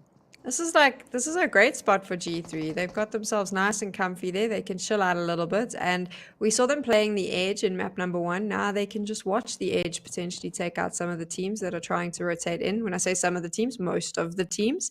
So it will be an interesting one here for them. They've positioned themselves really nice. Could this be the saving grace for G3? We'll talk about this later, obviously, because we'll see where they end up in the end game. But I actually think they're in a good position to... I don't even think that they should move. I think that they should sit pretty, because the fights for everyone fighting to get into the zone is what we're going to see, which is what we're seeing right now on your screens. Yeah, I do agree. It could be quite an interesting position for them. But I don't think they are going to be settling down on that particular angle just yet, right? As the rest of the team start moving in, they'll very likely start to just move a little bit further in towards the zone, or a little bit higher on towards the high ground positions. But of course, speaking about positions now, this is where we see Cryptics and 1 million, both of these teams looking to play out their positions as they find themselves still now relatively close to the edge of the blue. We know the zone is about to start closing on end, so they have to try and prioritize those rotations, because if you waste too much time, blue zone at this point does start to hurt a considerable amount. You don't want to waste any time. Just move. This is your opportunity. Get in because you want to set yourself up nicely. Also, interesting enough that fourth phase, and we've only lost one team. So I think very soon we're going to see a lot more firefights. Right now, I feel like it's a little bit of a slap and tickle. As I say that, Cryptics is going to drop a nade, so it'll be a slap, tickle, and boom. Darkness is out, but I think we're going to get a lot more aggressive very quickly. Yeah, it is going to be an absolute slaughter fest here as we see just where the teams currently find themselves. Of course, Intruder now being one of the teams having to pack their bags and make their way on through. Mad Knight also, unfortunately, getting sent back. At least they found a point, Sam. They are starting to bring in points. Like 1 point is better than no points. But will it be enough, though? I mean, is that enough to try and build a consistent amount of momentum off of? I don't know just yet. We'll have to wait and see what they'll bring in the remainder of the games. But looking on rotations, Virtual Gaming pushing in from the southern side alongside the players here from Cryptics. So again, that positioning is going to be absolutely crucial. I think 1 point is better than donuts, so maybe it'll help with their confidence. And also, I really hope that they avoid early engagements in the next game, but we're not talking about the next game. We're talking about this Virtual Gaming Cryptics fight happening right now. Virtual Gaming obviously had a fight with Cryptics in the last game as well. They came out the losers of that. So a little bit of vengeance happening here. They want to win this one. Oh, Zeus. With the hits, unfortunately, terrain not really working out too great in that. What is, however, working out quite fantastically is going to be the utilities getting sent out here by Blackjack on towards Cryptics. We can see now Reverb coming in for a quick confirmation. It is now down to Lazy Boy and Marshall looking to make a stand against Blackjack. Zane also cooking one up. Down goes Marshall. Up comes the confirmation onto Senke. Lazy Boy now just with that off-angle positioning. Will he be able to clutch it out though as Blackjack comes rushing on forward? So close to making it up into zone. Down goes Reverb. Lelouch. Oh! Down goes Lazy Boy. Cryptics now getting yeeted back into the lobby. Down to our final 9 remaining teams. And it is still looking pretty difficult and quite challenging for a lot of these teams with regards to those positions. How good was Blackjack Esports to come in there and take out Cryptics? They kind of waited for the Virtual Gaming Cryptics battle to happen. And in the moment Virtual Gaming kind of disengaged, Blackjacks came running in. I thought that was really smart, just keeping awareness. That's good tracking, watching what's going on, getting the right calls to your team, and then just coming in and clearing out, which is what they did. Cleared out Cryptics. Goodbye. Back to the lobby for you. Thanks for all the points. Yeah, the cleaning crew, right? We'll call them that for this match. But yeah, now it's down to rotation time because we see Blue Zone starting to move on in. Umbra going to be looking to push in from that southwestern side. They got to be careful. We can see the plays here from Virtual Gaming also now just lying in wait. But not a lot of options really for these teams to move into. I mean, one of the potential angles they could be aiming for is already occupied by both Blackjack and SWAT 69. But maybe with the advances coming through from Blackjack, it could be a bit of a saving grace now for Umbra. And there could be a bit of a position opening here. Triple Esports goes down. Obviously, one of the teams that's desperately fighting to get in the points, but still they can be happy with that. I think that they've still got some placement points where they ended. Umbra, though, wants to take out SWAT. I thought SWAT 69 had a good spot, and now I'm not so sure because they're fighting on both sides. Look at that. They've got a fight with Blackjacks, who are a little bit higher ground than them, and then Umbra's coming in from the bottom. It's really difficult because they're stuck in these buildings. They can't move. If they get out, someone's going to see them. And as I say that, you can see that Virtual Gaming is just sitting there waiting as well. SWAT 69 are fish in a barrel right now, in my opinion, unless all these teams see one another. And look, they do. Blackjacks has put their attention on Virtual now. Yeah, this is a good position for Blackjack playing out. But of course, Virtual trying to just sneak their way on in. Unfortunately, getting spotted out. It does open up a little bit of a breathing room for SWAT to potentially get themselves reset. But the pressure is still going to be pretty high, particularly down on towards the southern side. As we can see, one shot now getting picked up. Lelouch about to cook up a nade, sending it out. Alphalugi also sending one out in response. Fortunately, therefore, Virtual, Blackjack does not reach all the way across, but they are not going to be stopping there. As we can see, Umbra also looking to get their 2 cents into the fight. Alphalugi super low on health. Just one well-placed cough could be enough for that to end. And of course, well, that's all she wrote as Alpha Luigi now heads on back alongside the rest of the team there from Virtual Gaming. Down to 6 we go, Sam. A little bit of a cough came in there. I thought you were going to cough at the end. That would have been fitting. I'm surprised SWAT 69 still got some people standing there in that compound. I thought that they would have gone. I think that with all the teams coming in to take them down, they were possibly saved a little bit there. And now there's going to be all these other battles. Maybe what SWAT 69 has to do is try and delay their rotate into the zone as much as possible. Let all these other teams have a fight. Yeah, of course. Well, at this point, sharing is not caring, right? You want to step up and claim as many as these points as you possibly can find. And this is what Lusail and Slime, as well as G3, are experiencing firsthand as they fight for the position up in towards the northern side. Storm, ooh, super brave there, stepping out to lay down a few sprays, but has not even tended to their own health bar. Nor have they tended to Pronto. They've potentially fallen teammate, and that is going to be the end of the road for them. As we see Wanted sending out a beautiful nade. And this carry mechanic is so great. We've seen it being utilized by a lot of these teams and sometimes even being used against the teams. But now G3 out in the open, but a quick opportunistic shot coming in there from Blackjack over on towards the sails. The shots continue to rain on in. I think the open situation for Slime was the open terrain was a problem. They needed to drop some smoke so that they could revive their other player. But even then, they were so high that everyone knew where they were. They could have just honestly smashed bullets into the smoke and possibly made a hit. So it was a pity for them. But here we come. This is the battle we all want to see. SWAT 69 still sitting in those compounds. They're going to, at some point, they're going to have to get out. And I wonder when that point will come. G3 setting themselves up really nicely. They look really strong. Back in the final four for them as well, DK. Yeah, and we know whenever G3 is positioned up north, things usually tend to go quite well for them. But only time will tell whether or not that is going to be the same situation here once again. Of course, Lusail looking pretty strong as they move into the 6th phase, potentially 7th phase, as they still have 4 players up. Salam now getting knocked out by that nade coming through from Zayn. But it is going to be a really challenging position now for Zayn to try and hold. As you can see them being the final remaining hopeful for the squad. Of course, the shots continue to come on in. Chico getting dealt with, but it's not going to be enough as Wanted sends out yet again a very well-placed nade to pick up that confirmation. SWAT also now getting traded off, and we are down to our final 2 teams. It is going to be G3 and Lusail to fight it out. And Lusail coming in with a little bit of a disadvantage here, having so many casualties already in for the team. Lusail's the limping man. They're wounded, and G3 is going to pick them off one by one. They've also got themselves in a really good... We spoke about that split so often. Look how well G3 has positioned themselves. So Lusail, they knew exactly where Lusail was coming in, and they've kind of positioned themselves that they can pick them off from either side.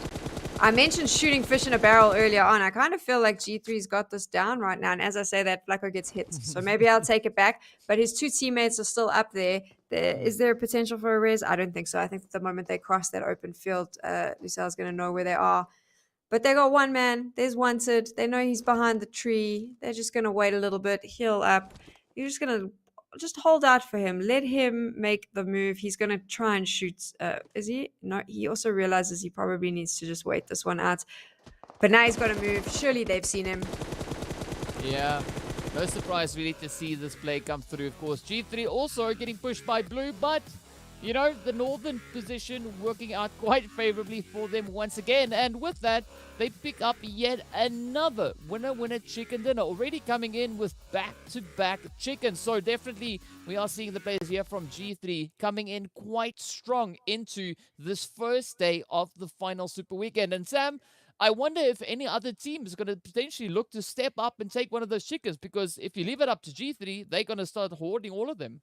You know, they're like a tumbleweed, right? So I think a lot of teams, and G3 seems to be that way, is that the more success they get, the faster they're going, you know, the bigger they're getting. The calmness that they show, and I mentioned this after the first game, but we'll break it down again. The calmness in that final fight from G3, they set themselves up really nicely. They obviously had 2 players up on the high ground. Then they moved Flacco over to the side so they could really see, they knew where Lusail was coming in, they knew where their space was. And by setting the players up the way they did, I'm always a bit dubious about splits like that at an end game, but it worked for them because they were able to see exactly where the Lusail players were. And then, like I said, it's just picking them off one by one. And then obviously Flacco went down. They left it. It was okay. They let him crawl. With him crawling, he could call it out. And by the end of it, they had set it up that they knew where the player was. He was behind the tree. They knew that the blue was going to come. He was going to have to move. The patience that they show is, and I said this earlier, I'm going to say it again, being that patient in the end game, not letting the pressure and the anxiety and the hype get you, and playing it at your pace, which is what they've done. They've slowed the game down. Really impressive. And I think it's going to take a lot to knock them off that top spot when we move to Erangel again, if they keep playing like that. Yeah, because they are definitely starting to build up an insane amount of momentum. So, I'm curious to see if anyone's going to potentially try to put a stop to that. We know G3 already really well situated on the leaderboard. So there's, aside from the value of the chicken, there's no other reason for them to really try and chase points, because they've already secured a really strong position. And as you said before, we don't think that the team sitting on the high end of the leaderboard are going to be moving anywhere else, right? All the focus coming in from that more lower end. But of course, speaking about all the action, let's hop into a few of those highlights on the past Miramar.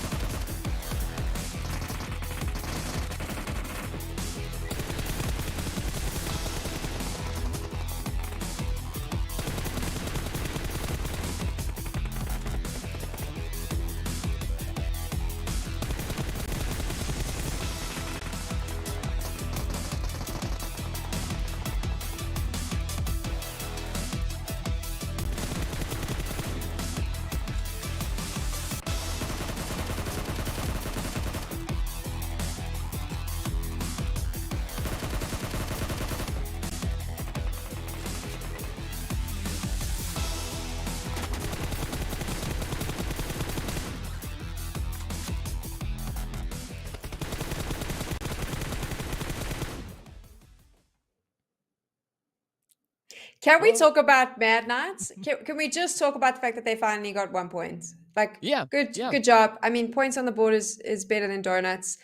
But again, I want to go back to that moment that we saw in this game where we saw it in match one, where they take that early fight. And I mean, I just feel like it's great that they're that confident that they want to take the battle, but they really need to just wait a little bit longer. I don't know what's going on where they think it's okay to take the firefight. Yeah, I there's a lot of that discipline that needs to be brought in, because I mean, you can't fault them for the eagerness to try and get into engagement, but it all comes down to prioritizing when to take the engagements. And as we can see, of course, G3, they have just kind of dialed in their performance when it comes to a map like Miramar, bringing in another back-to-back winner chicken dinner, finishing strong on those 10 eliminations, but also Blackjack just also really just capitalizing on the position they had. And fortunately for them, they didn't have to rotate too far. Once they've made it up in towards that Los Leones position, they could kind of just play from that point, and some really strong eliminations being brought in there. Of course, we see SWAT69 coming in with even more of a contribution towards their points, still looking to push themselves up that leaderboard. And all we can do and hope for is that Mad Knight kind of comes to that realization as well, right? They start focusing on playing a bit more of a long game instead of trying to rush into an immediate engagement. I mean, Mad Knight's still on 1 point. SWAT69, obviously 13 points is great, but that just means they have 21 points now. The closest to them is Triple Esports on 100 points. So SWAT69 and Mad Knights are playing catch up. SWAT69, that's 2 times that they've finished kind of up in the top there. And even then, the gap is still massive. So both of these teams have, honestly, DK, they have a mountain to climb. If they want to try and make it into the top 16, they're going to have to do a lot more. And of course, Intruder getting no points from this, another team that's desperately in need of points, sitting on 113 in total. So right now, I'd be concerned for all of these, the teams that are struggling through: Virtual, Intruder, Triple Esports, Mad Knights, SWAT69. They need to up their game. But of course, Masters Esports and Yonkers, who are not playing today, they're probably like, oh, we're okay with that. I don't think any team ever wishes badly on another, but I'm sure they're not unimpressed by the fact that their competitors are maybe not performing at the level that they need to. Yeah, I can imagine the level of stress that they could be experiencing here, because you got to hope that your points have been enough. And we know that the team from Virtual Gaming, they're putting in those efforts. And when we take a look at the overall rankings, we'll see where the teams are and how far they are looking to try and push their plays. Of course, Cryptics still sitting up in pole position. We see the players there from G3 now also sitting on 5 winner chicken dinners. So the top 3 teams really sitting with the highest amount of winner chicken dinners. And then, of course, don't even forget about Lusail. They've also been able to pick up their 4 chicken dinners. So, also, we'll probably see a few more efforts being put forth by those teams, just looking to advance those points even more. But as we now venture over onto that next page, this is where we can see Intruder. Yes, even though they are situated up in 16th place, you've also mentioned Triple Esports sitting on 100, so that's only a 13-point difference. But Virtual Gaming, they are coming for Yonkers and they're coming for Master Esports position, and it's only going to take a few more games for them to catch up, and that could potentially change in the next match. So Virtual Gaming had a top 4 finish on the first Erangel. They obviously didn't do so well on Miramar, but we're going back to Erangel. They need 10 points and they're going to knock Yonkers out. Well, they'll take Yonkers' spot. So that's something that they must have in the back of their mind. These 3 are the 3 to worry about, though. Triple Esports, SWAT 69, Mad Knight. They're going to have some big plays if they want to end up in the top 16. And unfortunately, other than SWAT 69, who granted has given us 2 maps of big plays, if they continue that momentum and can keep finishing in the sort of top 4, top 6, that'll be great. But the other 2 really need to readjust their strategy. Mad Knight specifically, I'd like to see in the next game no early engagements from them, setting themselves up nicely and hopefully finding their way into the placement points.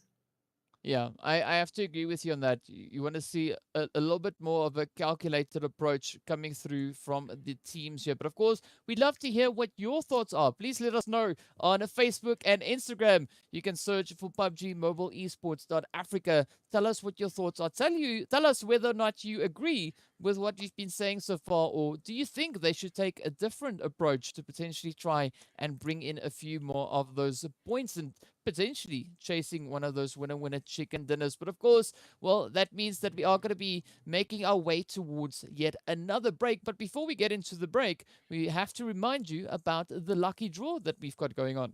Yep, we are making sure that you're taken care of because you're supporting PUBG Mobile Esports in Africa. We want to support you. So join the live chat if you're watching on YouTube and Facebook and answer the question, and you could win one of those prizes that you saw on your screen. Because, not everyone can get chicken dinners, but you can definitely get some rad in-game loot.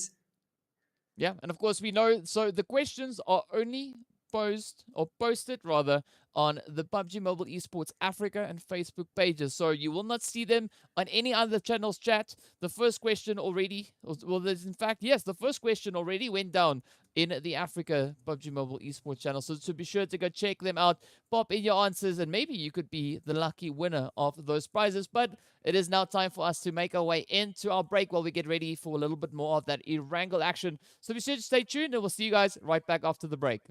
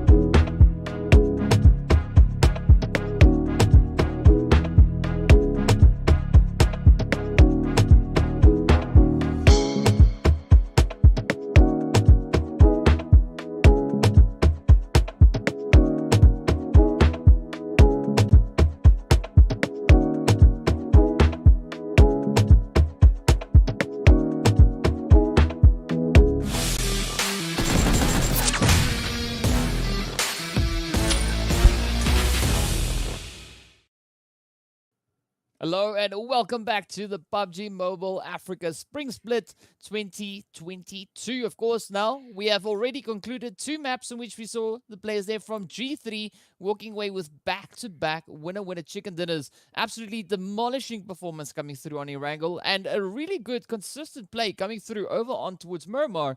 But now, Sam, we are making our way back onto Erangel once again. And you said, and you've been asking for the southern zones to come through. Now, we've been blessed with a few of those. So hopefully, this could be one of those maps in which we have that southern zone making its way in. Give me a military circle. I love military circles. I love chaos. Bring it, bring it, bring it, bring it. I want it. But of course, because when you want something in PUBG, it just never happens. You know what else I want? And I feel like I might just cast a curse them when I say this. I would like to see G3 make it a solid 3 in a row, just because, you know, their name's G3, so it makes sense for them to have 3 chicken dinners in a row. But I've probably just cast a curse them, so oh well, so sorry. We'll find out at the end if I'm the bad luck charm. Take a look at that plane path. What do you think of that? It's looking interesting, right? As we can see a little bit more northwestern. So this time, military base, at least flight path-wise, is going to be a little bit more difficult and a little bit more challenging to reach in one straight swoop, right? But as we know, ain't nothing wrong with a little bit of a rotation coming through with that vehicle. So Intruder could potentially be looking to push over in towards the Nova crates once again, unless of course they are going to be opting for one of their alternate drop locations and potentially looking to get their loot going in there as well. But you know, this is now where we wait to see what the zone will bring on through. And if G3 picks up another chicken in this third match, right, then we call it a turkey, because then it's not a chicken anymore. It's not a chicken, it's a turkey. Yeah, 3 chickens is a turkey. I don't understand how you got there. I think someone needs to teach you some maths and possibly the difference between a chicken and a turkey. But you know what? We'll run with it. Fine. 3 chickens is a turkey. Let's find out if G3 can claim the turkey. And then hopefully PUBG Mobile makes it a thing. Okay, there we go. There's the circle. I had a feeling it wasn't going to be a military-based circle just because of the plane path. This one's going to be interesting, though, because look at all of these teams that are sitting in the southwest that are now going to have to move themselves up, right? Yeah, and it's going to make for quite a few interesting rotations to come on through. And of course, speaking about interesting, we'd love to see you guys register for the PMCO Spring Split. As we know, registrations close on the 13th of April. So be sure to click on the links in the pinned message in the live chat and join us with your squad in PMCO. But now, Sam, it's time for the teams to get in and a little bit of contention up in towards that lovely Pachinki with Mad Knight and 1 million. I'm going to get into that in a bit. Don't forget to enter that live chat competition right now on the PUBG Mobile Esports Africa YouTube and Facebook pages. But oh no, oh no. Oh no, oh no, oh no. Mad Knights, 1 million esports. Are we seriously going to see this early engagement again? I don't know if Mad Knights knows that 1 million is there. If you've just joined us, this is a problem for this team. And now they do. I just really feel like Mad Knights needs to remove themselves from early engagements. If you've just joined us, this is a team that's only got 1 point on the board right now. They're starting to throw smokes, which means they are aware that another team is there, and by throwing the smoke, they've just let 1 million know that they are there too. And so it begins, the story of Mad Knight and the first fight. Yeah, a developing story, but I'm not quite sure. I'm not quite sure which way around this is going to go. It's because here already they've been able to find that first elimination onto the side of 1 million. So Dexter, 1 less player to worry about, but still not a position we want to see them in. We want to see Mad Knight playing a bit of a longer game, because so far they've had a pretty tough time. They usually get sent back to the lobby relatively early on without being able to acquire a lot of those points. And as you said, they are in dire need of points, sitting with only 1 currently on the leaderboard.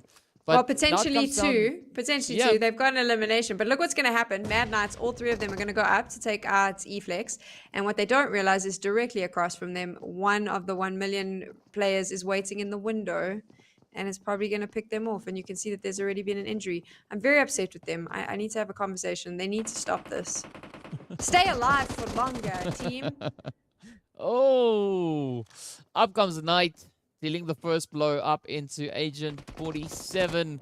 No reinforcements just yet. The rest of the team now just trying to find those angles. We see Zambo holding that off angle, but Eflex looking quite comfortable, perched up on the top story there. But I think that's actually a very interesting position coming through from Eflex. I mean, well, it was. Now that Eflex looked to change that, not seeing any weapons really being utilized on the side of Eflex. But, oh, there we go. All right, okay.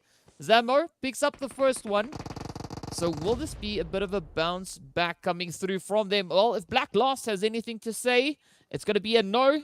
But who knows which way it's going to go. The nade comes in. Agent 47 goes down. That was Eflex, a beautiful nade. Beautifully done. Very, very smart. And now he's waiting with another one. And he's going to try that again. I honestly don't know what to say about this, right? Because... Stop fighting. That's what we should say. Stop fighting. Go loot. Stop this. Enough. Enough. If you want to get more points, you need to go away. You need to stop doing this. Mind you saying that, I mean, 1 million is down quite hard. Beast has picked them off quite nicely. Mad Knights did have Beast further away from the rest of the team, which I think worked in his favor. But again, Knight here, 1 million esports. Knight is the problem. He's comfortably sitting here. He's far away from all of the drama. And I do think that it's giving him an idea of where everyone is and that communication's coming up. And then you've got the problem where Beast should have been giving the communication, but Beast has now joined his teammates to get into the rubble and fight. I guess so far it has been relatively successful for Mad Knight, right? But again, yeah, not quite sure what's really happening here. They do have the potential of finding that final elimination on towards Knight and getting the full squad wipe. It's going to work. Then, I actually think they're going to be able to take him down. Look, they found him. Okay, Mad Knights, I take it all back. Kill the other Knights. We're good to go. Well done. You just got yourself a stack of points. Now, please don't fight again early on. I think that they've got this. There we go. They take out 1 million esports. Shout out to Mad Knight. That's the first time in these 3 games that we've seen this early fight happen. However, they are now going to have to do extra looting to get all their meds back, to get all the packs that they need. You know, they've obviously got to get everyone healed up once again. Was it the best strategy? No, we've spoken about this. Did it work for them? Yes, but I just don't think that they should be risking it when they're so low on the leaderboard. Still in those single digits, but it worked for them. They got 4 points, 4 elimination points at least, so good on them, but they are going to have to make sure that they get all those medical supplies and all the utilities that they lost in that fight, some bullets as well. They're going to have to recoup all of that. And what's happened is during that fight is obviously all the other teams have had time to loot. There hasn't been any other firefights, so you're now playing catch up, not only on points, but also on all the goodies in your bag. Yeah, so they're coming in with a little bit of a disadvantage, you know, missing out on a lot of that looting opportunity. As you said, the rest of the teams having a grand old time, going about their business, getting themselves sorted and rolling up quite comfortably and confidently into this next phase, at least with regards to the loot that they have to make use of. But now it's going to come down to where the teams are going to be looking for those positions. We can see Cryptics, they are going to be pushing in from that western side. We've got Lusail also still up in towards North George, also looking towards pushing into the zone. But a little bit further up ahead, we do see a potential convergence coming through. We got Zero Tolerance, Virtual Gaming, also just on the edge of zone. And I do think that they all might be thinking of heading into kind of the same building or kind of region situated on towards this western front. Which I love because it means they'll all fight, and that's what we're here for, right? I feel like I've been a bit harsh on Mad Knight, so I'm gonna let this slide for a bit. I will not be as tough on them. I just want to see them be better. But now we get to see an actual big fight. I'm concerned about the fight itself, though, because I think some of the bigger teams are going to see themselves coming into this one, which will be interesting because obviously then it might clear out the lobby, give some other teams a chance to finish up in the top. How do you think that this is going to go down? It could happen. I mean, it's definitely not outside the realm of possibility for the higher placed teams to bring in even more chickens, right? Because we've already seen G3 on an absolute rampage, right? It's already sitting on an insane amount of chickens being acquired so far. But it's going to come down to what they do with the positions they find themselves in. And for the time being, Unique have a very unique approach to coming into this next phase, taking that more northern approach. And if they are able to set up some good defensive positions there, they could actually fend off any teams that are looking to venturing in towards those more northern territories. But center zone, western zone, it's going to be a lot of contention, particularly coming through between Zero Tolerance, the players here from Virtual, Cryptics, and the addition of Lusail. Horrible for the teams, great for all of us watching, because we all like to see that battle. This bridge here is going to be an interesting one if any of them have to cross it as well. So I think right now it's just feeling out who's around. You can see Zero Tolerance possibly knows that there's another team across there that they need to keep an eye out for. So this is really just going to come down to feeling one another out. Actually, I'm curious if Virtual Gaming knows how close that team is to them as well. I'm presuming they've all got eyes on one another, but sometimes there's always a surprise, right? Yeah, I mean, you might just be looking right when they are over on the left-hand side. You know, anything can happen, and that's what makes it so interesting, because we never really know what it is that we're going to get. The only thing that we know for certain is that Blue Zone's going to close up time and time and time again until we eventually finish up with the team walking away with that winner chicken dinner. That's the only consistent thing we've got. The rest is all up to what players bring onto the battlefield. What is my favorite saying? The one thing we know is that one team will win. The rest won't. For now, I think everyone's just feeling each other out. Not feeling each other out. Possibly we're seeing some fire crossing. Darkness also lost a member along the line, which I missed because I was so busy having a Mad Knight's rant. So Darkness is a member down. That's an interesting one. Triple Esports obviously just took some fire, but it looks like they're going to get that player up. G3 set themselves up nicely here as well. So right now, I think it's just everyone trying to find themselves a good spot, right? Just a spot where you can feel comfortable, take a breather, because you know how it is. You want to take a little breather, maybe drink an energy drink, possibly not if you haven't been injured, and just chill. That's what we're doing right now. So you're going to see the pace slow right down. And I think that the pace change is also indicative of the seriousness now. We've had 2 games. We're in game number 3. I think everyone starts to feel the pressure a little bit more now, and then they slow everything down because they're trying to be far more strategic in the moves that they make. Yeah, but definitely the strategic points, I'd love to see them actually play out perfectly for these teams, as it does result in some very, very satisfying fights and PUBGing happening on the screen here. But of course now, Virtual Gaming are going to be looking to go PUBGing up against Carry Boy as that first hit comes through. The rest of Cryptics now also feeling a few hits as we see Darkness positioned over on towards that eastern side. So a very, very distant pincer maneuver potentially being played there. A lot of that long-range tappity tap-taps coming in, but a lot of teams now focusing on that more center zone, as we can see. And of course, the next phase is just a few moments away from popping as well. This is going to be interesting when the next zone pops, and we'll see where it's going to sit. Ooh, look at that. It's making everyone exercise quite a lot today. I don't know if you've noticed this, the circle specifically here has made a point of forcing everyone to move lots. Just making sure, fitness is good. Fitness is a journey. You got to get everyone's legs working all the time. That's what's happening now. As I say that, Unique has been able to down and claim themselves an elimination points. This is interesting with all the rotates, because I think it's making the teams think a lot harder about how they move and where they move to, which also is allowing us to see a little bit more of the thought patterns they have, because I'm always curious to see if you're going to play on the edge of the zone or if you're going to move into the center. Yeah, it's definitely getting those gears working. And of course now Lord putting that Scar out to some good use, finding the first one on towards Exist down below, potentially trying to get them to not exist in this map for this match. But Winky is there to provide some assistance, quickly getting that res on through. And now still Unique having all 4 players in, still being in a position where they can continue to make their rotation heading further up into a zone, but the same coming through from the side here of Zero Tolerance. So there's still going to be a lot of that back and forth coming in between them, as we also now have the players from Zero Tolerance actually being reduced down to only 2. Skydo a little bit further on towards the western side, with Lord now looking to try and play a little bit of catch up here. But I mean, Mad Knight, they are all the way over on towards that southwestern side, and I do think that is a good position for them to be in while waiting for the rest of the lobby to fight it out of in towards that northeastern side and potentially even the southeastern edge. Do you think they heard me and they realized they need to stop fighting? No, that's not what happened. I think that that's just where they had been, where they'd dropped. So where they are now is quite clever. If I was Mad Knights, I'd kind of stick out on the edge a little bit and just wait for, like you said, wait for everyone else. They need to get into placement points.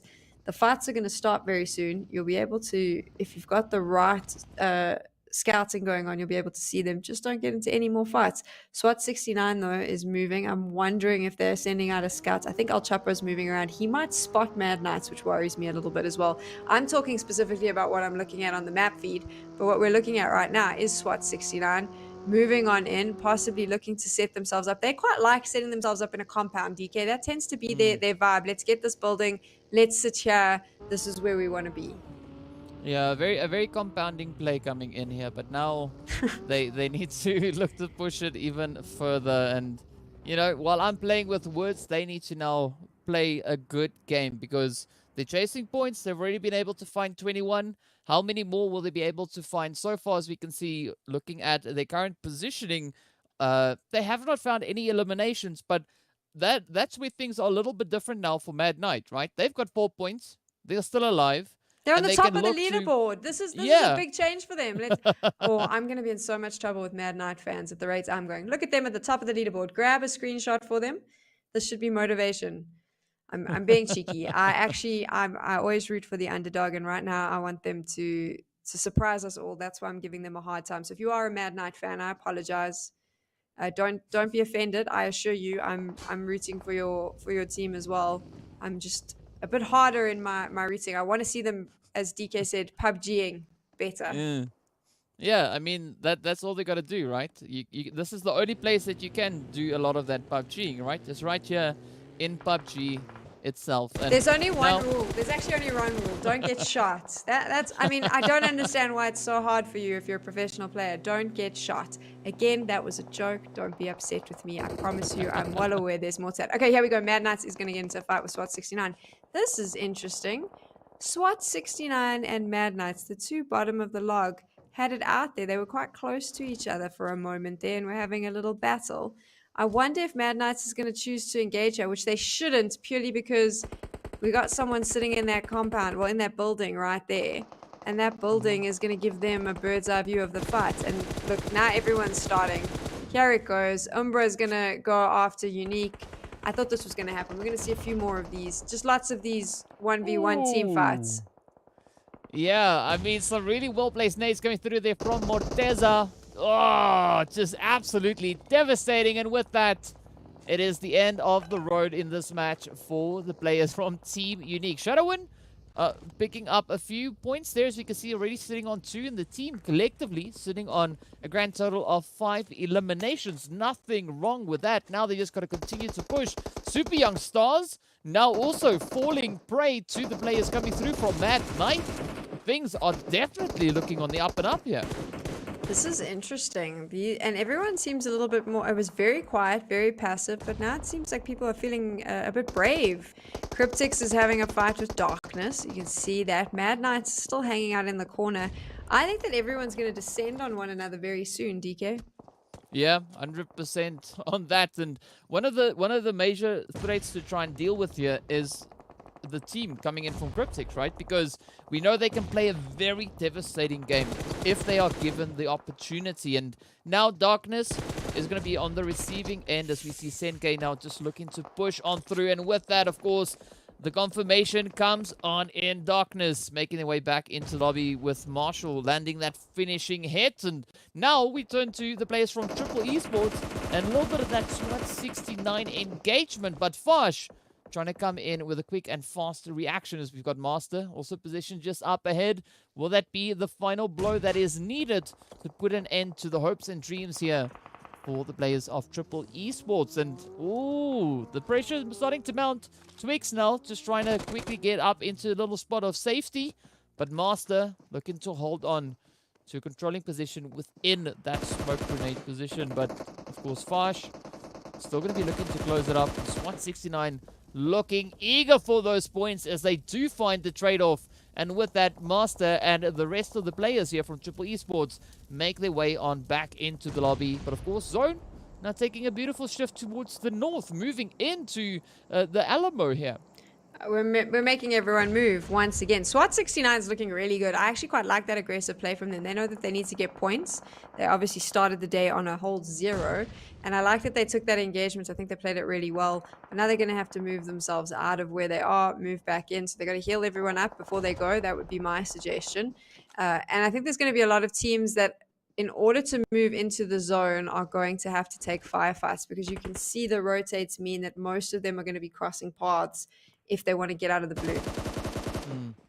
Yeah, it's going to be some really challenging rotations that could still be making its way on through. And looking at where the zone is moved, there's definitely no real hiding place or hard cover for these teams to try and make much use of. Of course, now Boyka has been spotted out there by Slime for Kitties. You can see Storm trying to lay down a few hits. We got Salam also now just trying to huddle up alongside the vehicle, but this is where the pressure is now lying on the side of Slime 4KT, because they are not secured within that zone. They still need to push on forward. And speaking about pushing, Intruder Africa now come pushing up right alongside G3 with a few devastating hits being dealt there to Flacco. And with that, off he goes. Six got now also about to get pushed. The last remaining hopeful, just trying to stay in some good coverage, trying and hoping that smoke would be bulletproof, at least for the time being. Of course, Omar is going to come inspecting, and they all now drop down, getting themselves all limbered up. And Six now just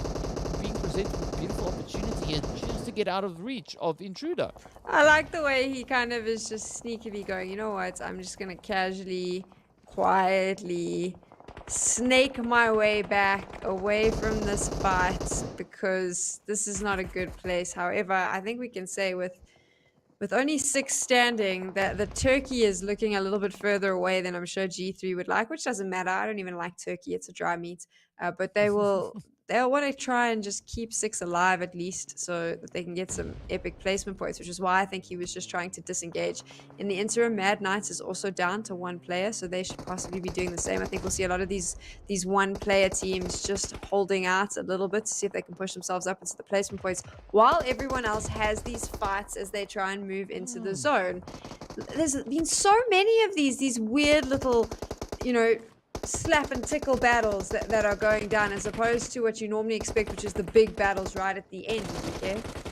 Yeah, you could almost call them skirmishes, right?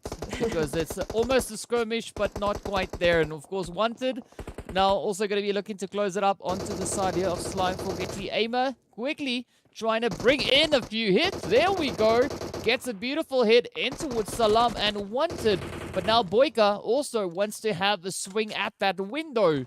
And Aimer getting taken down to super low health bar. Doesn't have any options with regards to movement. The only way is getting out that window, but also trying to get the res up in towards Plaza. And this is going to be a very challenging position now coming in for Slime.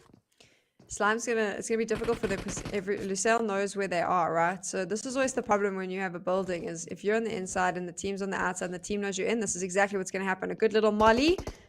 As I say that, G3 temper, no turkeys for them. It's okay, don't worry. Chicken tastes better. I think a good molly, a good nade into a building can be devastating. And that's what I think Lusail will have the ability to do if they play this right. And as I say that, there we go. That's what they did. Boom, boom, set them all on fire. Yeah, nothing wrong with a little bit of that tap boom coming through. Now, Lord also trying to bring it in, but a quick response coming through there. As you can see, Wanted now just quickly putting a stop to any of those potential plays. Umbra now are going to be pushing themselves in towards the zone, looking to get a little bit of a dominating position, seeing that they still have 3 players left. So it is still something that they could look to achieve here, but we see the players there from Intruder also now sitting on a full squad, looking to move in from that far eastern side. But there's a lot of scattered approaches coming through. You can see Virtual Gaming also now getting dealt with as the shots continue to fly, and in Cryptics just raking in those eliminations. And with that, they send Virtual Gaming right back in towards the lobby. Intruder gonna come rolling on in, heading straight towards Cryptics as well. But hopefully, things take a little bit of a different turn here in favor of Intruder. I think that this fight is really good for Lusail, because it's giving them a chance to heal up. They'd obviously taken quite a bit of damage earlier on, so you saw them in their vehicles just making sure they could heal up. SWAT 69 is out. They're not going to be too happy with that. They kind of needed a top 4 finish in terms of pointing, but in terms of the points, but still in the placement, so that's good. But I do think this battle's good for Lusail. If Lusail's smart, they'll just wait this out now with their 3 players. Let these teams take one another on. That's always my advice. Let the other teams fight it out and then come in towards the end. Like we saw G3 do. Just have that patience. It's so important. Yeah, that trigger discipline is quite crucial here. But now, Intruder. Oh, gonna be coming under fire. Marshall getting traded off there. A Shadow Win returns a quick one. And now, oh, Senke, the last one left for Cryptics, looking to bring in a bit of a molly onto the side there of Hemo, who quickly just tries to get himself out of the oven, but unfortunately leaves the door open, and with that, the knock comes through. Weiss now going to come through, looking to pull up a bit of a defensive play here, but will it be enough? Yes, indeed. As the elimination comes through, Cryptics gets sent back. We're down to the final 3. It is going to be Umbra, Intruder, and Lusail.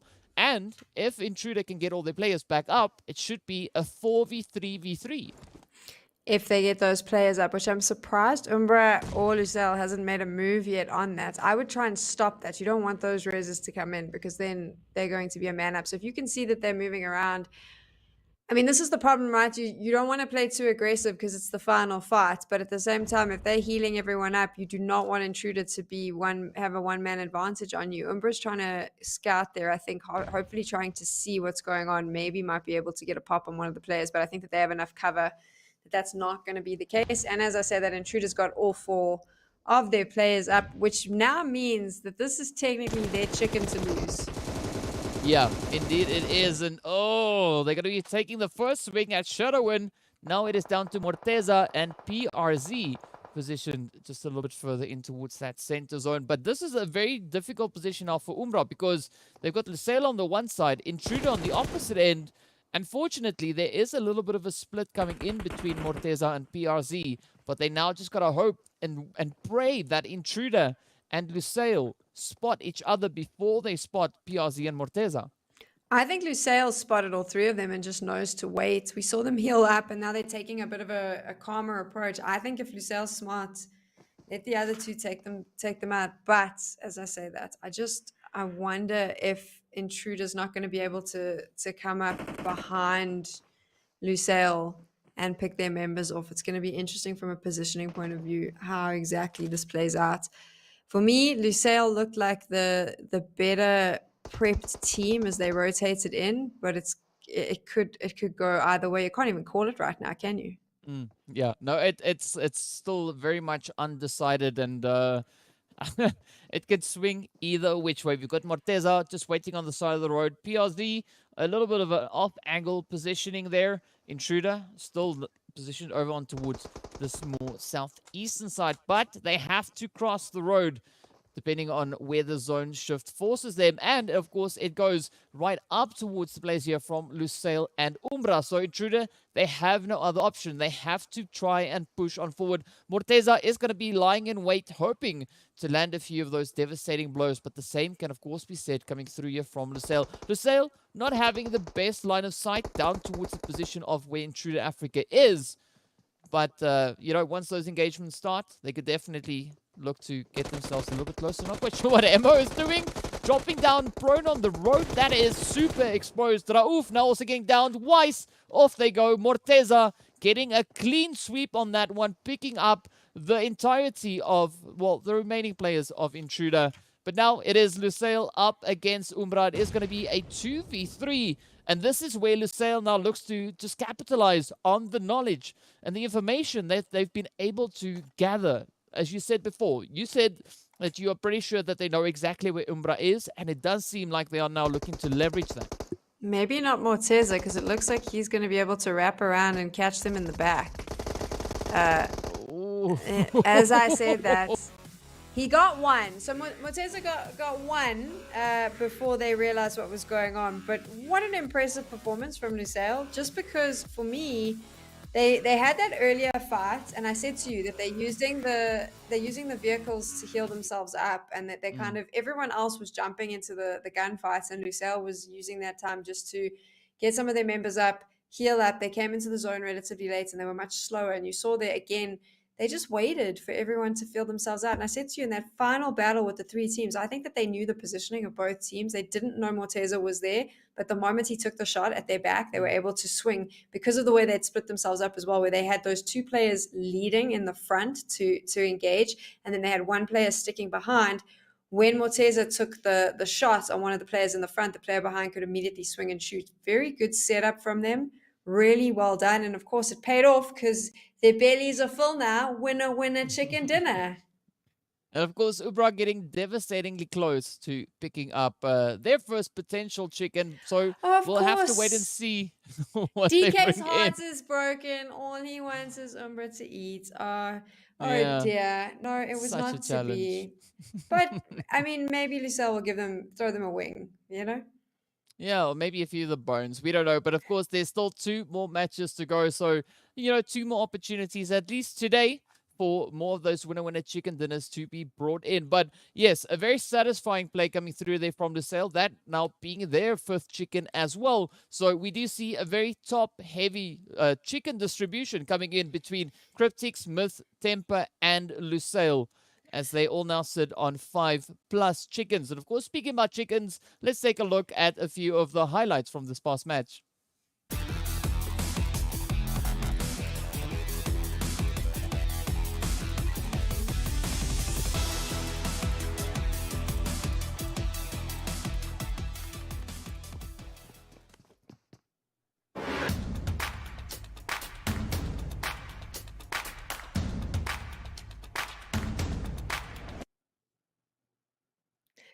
Can I just say that all this talk about chickens has made me so hungry, and now I want chicken wings, like desperately. I don't think that there's anywhere that I can order to deliver, and I'll also be on the show. But we need to stop talking about chicken, DK. Now I just want chicken wings.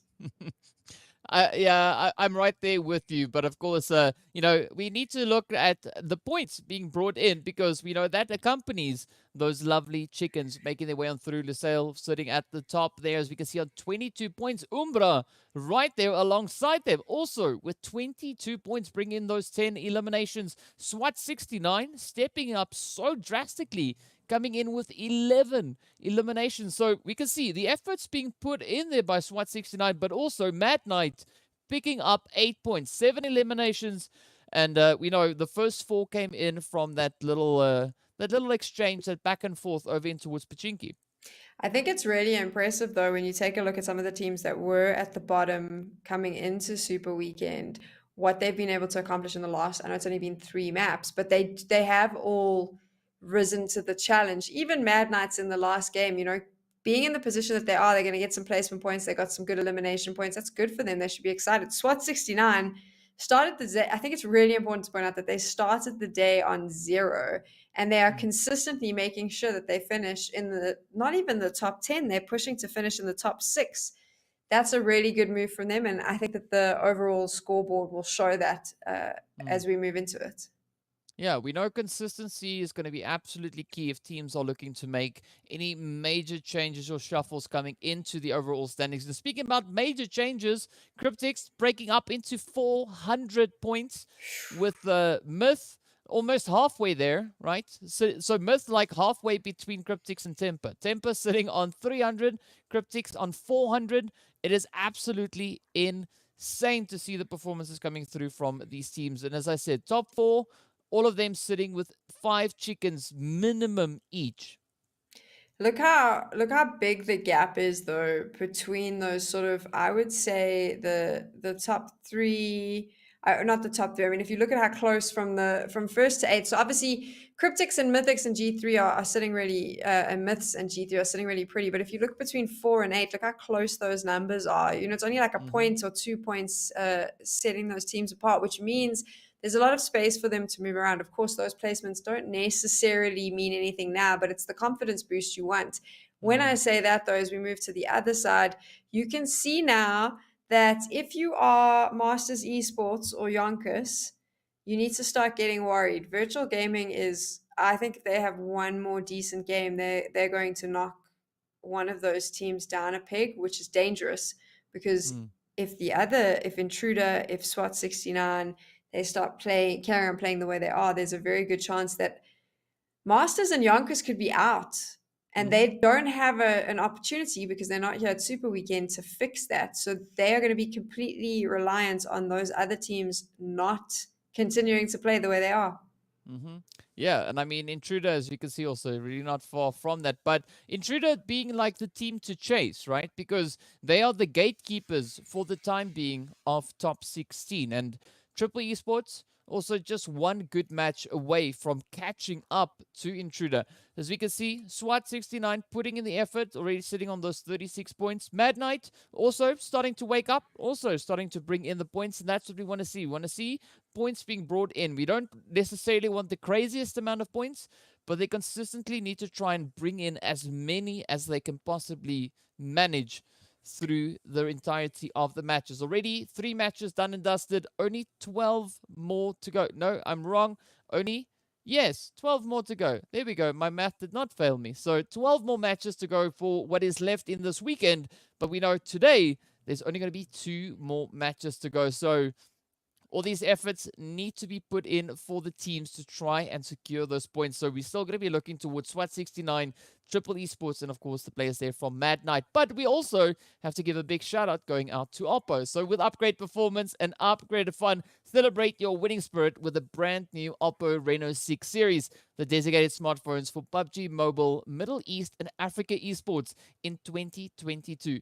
Now, Sam, the team's been stepping up, looking to rise to the occasion. But of course, we also have a little extra coming in for the viewers as well. Yeah, I expect the viewers to rise to the occasion as well, and make sure you answer the questions that are dropping in the live chat over on the YouTube page and the Facebook page. Because if you do, you get to win all the cool stuff that's currently on your screen. So between your new Oppo phone and some of your sick goodies that you're going to get, you'll probably be in PMPL soon as well, and we'll be commentating on you because everyone knows it's all about the gear, right? Yeah, let's say yes, says the, yeah, you know what I'm referring to. But either way, of course, we are now also going to be getting ready to hop into the break. So be sure to let us know on social media what you guys think. Be sure to hit us up on Instagram and Facebook. You can head over on towards the PUBG Mobile Esports Africa pages. Tell us what your thoughts are. Who do you think are going to be the teams to pick up our final 2 remaining chicken dinners of the day here? And with that, we are going to be making our way into a quick break to get ourselves ready for that 4th match. So be sure to not go anywhere, and we'll see you guys right back after the break.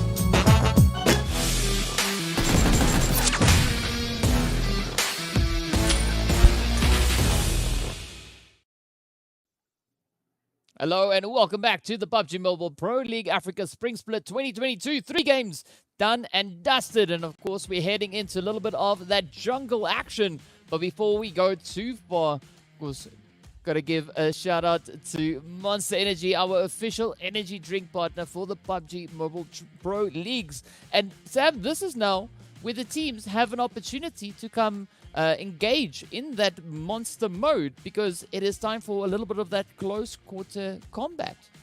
Here we go. We are in Sanhok. It's the second last map of the day. You can see that that flight path was pretty much just north. And this is where it gets really fun, right? This is the chaos we love to see. I like to see this. I like fire. I like drama. And I quite like the look of that zone, DK.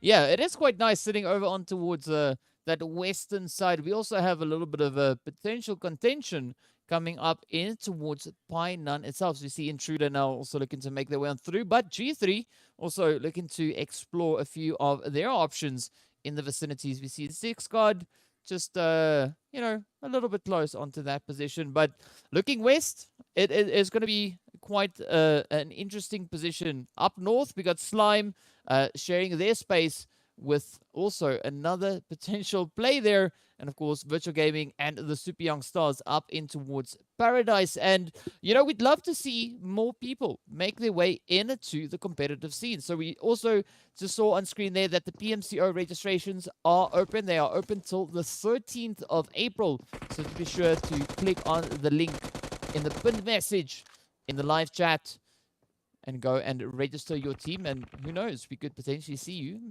right here up in PMPL Africa as well a little bit later on. But for now, it's going to be action time, Sam. Fight, fight, fight, fight, fight. That's all I'm thinking right now, because it's already started. What you need to be thinking, though, is what the answer is to the question that's dropping in the live chat on the PUBG Mobile Africa channels on YouTube and Facebook. Because if you do, you can win some sick in-game loot. I love fights. I love this. Throw all the nades. Throw all the mollies. All the fire, all the bombs, all the shooting. That's what Sanhok's all about. And look at Virtual Gaming. Look at the little fun that these two are having. That was fun. Little cheeky fun pan toss happening in there. I like that. I like that quite a bit. Yeah, we can call one shot the Banisher. Because I think your that was dad one of... jokes, DK, your dad jokes are something else. I've got to say, you have them dad jokes. You'll be a good father. Yeah, like I've got to ask a few questions. People saying like, you make so many dad jokes. Do we need to be worried? And I'm like, well, not as far as I know, right? It's just how I roll. But yeah, you know, I make up for I don't know, whatever. My lack of PUBGing skills, as we can see the teams now going absolutely crazy here. One shot getting knocked on down. Petrox just looking to avenge his teammate there. Joker also getting down in the trade-off, but a very separated kind of positioning we see coming in here for Joker. This is an interesting one. I think he's going to be down, though. I mean, where he's sitting right now, it's just impossible. I think Petro's just going to go take him out through the smokes. Wait a little bit. Does Petro know he's in that smoke? He must. He must. He's trying to figure... This is brave. Virtual Gaming looking a little bit too confident, if you ask me. That was quite brave for him to just mess around a little bit. What are they doing? Yeah, like I said, the carry is quite interesting to see the mechanic being used there. And of course, you know, Virtual Gaming not satisfied with taking down their opponents while, you know, covered up in smoke. Much rather pick them up, carry them out into the open where it's a little bit better and clearer to see what it is they're doing. And then of course going to town, getting right to work and making sure that they can add those elimination points. But of course now we see Mad Knight and Slime 4KT also potentially getting ready to go to work. I thought Virtual Gaming was just having a bit of a laugh there. I mean, they did the pan kill, then they carried the player around. I think that they were just having a giggle, which is actually quite good considering they were a team that came in at the start of today very low, possibly without a chance. That sort of confidence, that's impressive. I mean, that means that they're obviously feeling good. They're feeling a bit silly, probably giggling in the team chat, which is good. That's always something that's going to help. Mad Knights, Super Young Stars is out. Mad Knights was not the first engagement today, but it looks like they might be the second or third. We might even actually be on the fourth. Mad Knights kept quiet for a little bit, and that's impressive. Yeah, and now they're just trying to figure out which way to best approach the situation. We can see Pronto coming up with a DBS. Oh, that thing is nasty, right? That is, especially in in these close quarter combats. That is an absolutely devastating weapon to be yielding. Devastating, and he set himself up quite nicely here. You can see he's just waiting. So he knows that those two Mad Knights players, I think he knows that there's players in the building, but he set himself kind of behind the dumpster there. I don't think that they know he's there. And this is what I like. It's just a little bit of a clever sort of, at some point, someone's going to stick their head out of a window. Someone's going to do a little peek, and he's just nicely positioned. And then they've also got, you can actually see Storm behind him. So they can both see through those windows, and if they communicate correctly, they're going to be able to give each other the right call outs to get some hits on the target. Yeah, it could be possible, but only time will tell which way around it is going to be going, and how that cookie will be crumbling. But of course, Zero Tolerance also going to be looking to make a few things crumble as they are looking to find the closure up on towards SWAT 69, as we see Fash and El Chapo trying to just put a little bit of distance in between themselves and the players right behind them, which is Zero Tolerance. But Zero Tolerance, they also have a potential threat heading in their direction by the name of Blackjack. We see also now rotating up in towards that southeastern side of zone. Meanwhile, up in towards Hatin, things are chill, hey? It's a nice day, sun's out. They're just hanging. Yeah, they're just hanging. And then you've got one player just sunbathing behind the dumpster. We've got some other players who are just enjoying some quiet time in the lounges of whatever building they've found themselves in. Agent 47 here is just, meditating, having a look at the wall and considering life. This is very calm. You know what the issue here is I do believe Mad Knights knows that there's a team outside. Slime knows that Mad Knights is inside, and I don't think either of them want to have an engagement. Oh, as I say that, they all change their minds. Now they're going to go at it. But that's how it goes, right? If you want something to change, start talking about it, and then the teams go like, yeah, maybe let's do it, right? But now it's down to whether or not Mad Knight is going to be looking to play an aggressive game or defensive game, because Slime, they still need to find their way up into the zone. As we can see, they've not really locked in that position just yet. Meanwhile, a few hits are making their way up on towards Plaza here. As you can see, that health bar super low. Plaza now just trying to scrape on through, quickly trying to bring in that med kit to push their health bar back into the more preferred position. But now the Beast and Agent 47 are going to be looking to come swinging. I just think that this is not a fight that either of these teams should be dealing with right now. It's my personal opinion. But it's fun for me to watch, so we're going to keep doing that. Mad Knight's going to have to get there. Look, that Pronto knows that they're both down, knew that he was able to get them from behind the dumpster, so now he's going hunting. He just wants to get those final picks. He's like, we're done now. We had our fun. Look at this. Mad Knights is putting back a fight, and now look how it's changed. Slime is down. Mad Knights get. This is it, boys. This is what we've been looking for. That backfired on Slime. They went up there thinking that they were just going to pick off Mad Knights, and it didn't quite work out that way, did it? Yeah, it didn't. But now Blue Zone is closing on through, so Agent 47 having a little bit of a instant regret coming through there. Now it is down to Zamo and Kingaman to try and clean up the mess we have unfolding up here in towards Hatin. MG also going to be yeeting himself off of a height somewhere, getting themselves knocked on down. That is super unfortunate, falling down into Quarry, as we can see on the map there. But now, will the rest of the team suffer a similar fate, or will they be able to get a bit of a swipe onto the players here from Zero Tolerance? You can see Vortex, deciding to take the vehicle on a little bit of a different approach, right? Why drive it straight when you can just go rolling? When you can just go rolling. I do like a little bit of stunt driving. I'm a bit of a motorhead, so stunt driving is fun for me. So I like a little roll down the hill, see if you survive. Blackjack Esports just getting a little shot there, hoping that they can take down the Zero Tolerance player. Elimination point for Malhala. And you can see Vortex is very quickly driving away, leaving his teammate behind. So long. Farewell. No, he's changed his mind. Is he going to come and help? No, he's not. That's the end for you. Good night. Vortex, now's the time to get in your car. Get going. Leave, my friend. Drive away. There's nothing here for you. Yeah, no time for role-playing here. Vortex needs to prioritize getting into that zone position, seeing that they are the only remaining hopeful for the side here of zero tolerance. So at this point, I do think Blackjack should have zero tolerance, as they are going to be looking to bring in those elimination points and get those squad wipes lined up. But now if we look over on towards Umbra, we see them positioned nearly center zone, just a little bit up north, but on some good vantage points here. And they've got Intruder, they've got Triple Esports, they've got Darkness, they've got G3.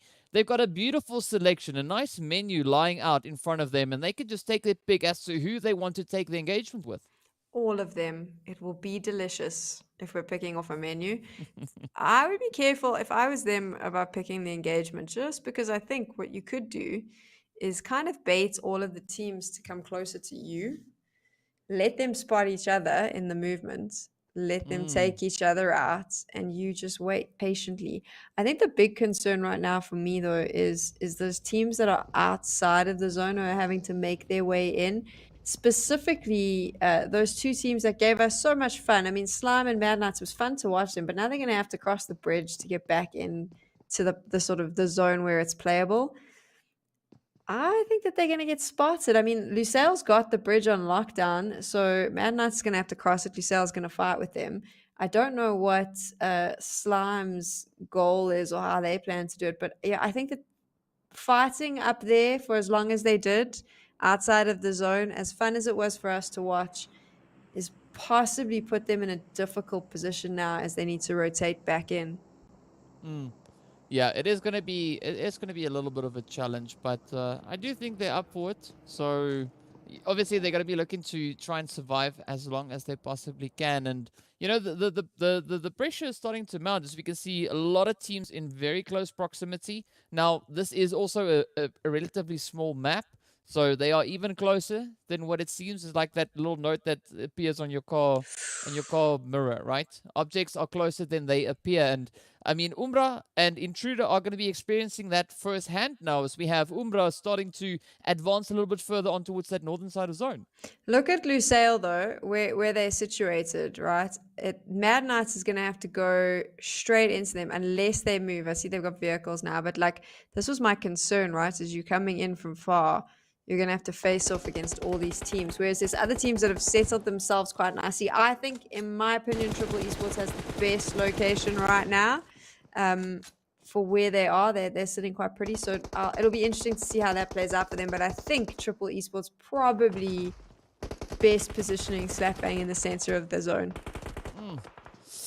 Well, it is going to be unique now, trying to hammer a few hits into the side here of Umbra. As we can see, the first few blows already being dealt. Morteza also down for the count, but now it is up to Winky to try and hold on to the advances. But look at that, the shots continuing to rain on through.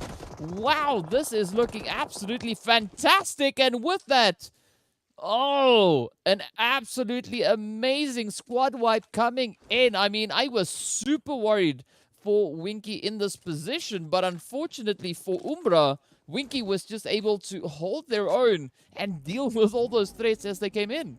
Fantastic job by Winky there, being able to do that, and obviously getting those points. They've got 5 elimination points right now. Only 2 players standing, and Darkness knows that they're there. Obviously heard the fight. Like you said, this is a very close. I'm going to change the course here, but this is a map where you are very close, meaning you hear all of these firefights. Darkness heard what was going on. You wait till the bullets and the gunshots stop, and then you figured out where everyone is, and now you can pick them off. And that's what's happened there, which is going to be concerning for the 2 remaining members of Unique. But how are they going to play this, though? Because, I mean, here we go. Oh, end of the road for Slime. As you can see, Alpha Luigi not going to be letting anyone dare cross up in towards the zone, but they themselves now have to get out of the blue and into that safe zone. Meanwhile, the pressure, the tensions are building between Intruder and G3. As we can see, those utilities getting cooked up, sent on over. G3 down to 3 players with 6 God, having to pack their bags. But up comes Buden and the rest of the squad. Nacho, Buden, really being some really strong fraggers here. So if I was Intruder, I'd be a little bit more cautious on the approach. As you can see, also Intruder just keeping their distance. They're not trying to come in with a full frontal approach, a full rush right in towards them. But they have to come up with something, because we've got 1 million and Mad Knight also on the approach, as well as Virtual Gaming. I think Mad Knight's going to struggle. I said this earlier. I do think that fight that they had with Slime early on, they stayed too long up at the top. And now, having to rotate into this, look at the teams that they're going to have to face off against. It is, like you said earlier, DK, this is way closer than it seems. And it's made even more tough now by where the zone has adjusted to. I think that that's going to be a problem for Mad Knights, but that's not going to be our problem right now, because we're focusing on this battle, which is quite a few teams from what I can see. 1 million, Intruder, Lusail's around the corner, G3's over there. This is what I love about Sanhok. Now it's just madness, right?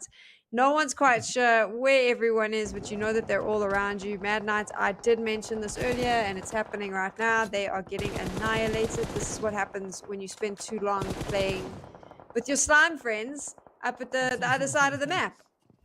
Yeah. Playing house, right? But now, of course, Wanted coming through with a beautiful shot right there onto the Beast. And Agent 47 now left to try and play a serious case of hide and seek. Already 4 points on the board there for the players coming through from Mad Knight.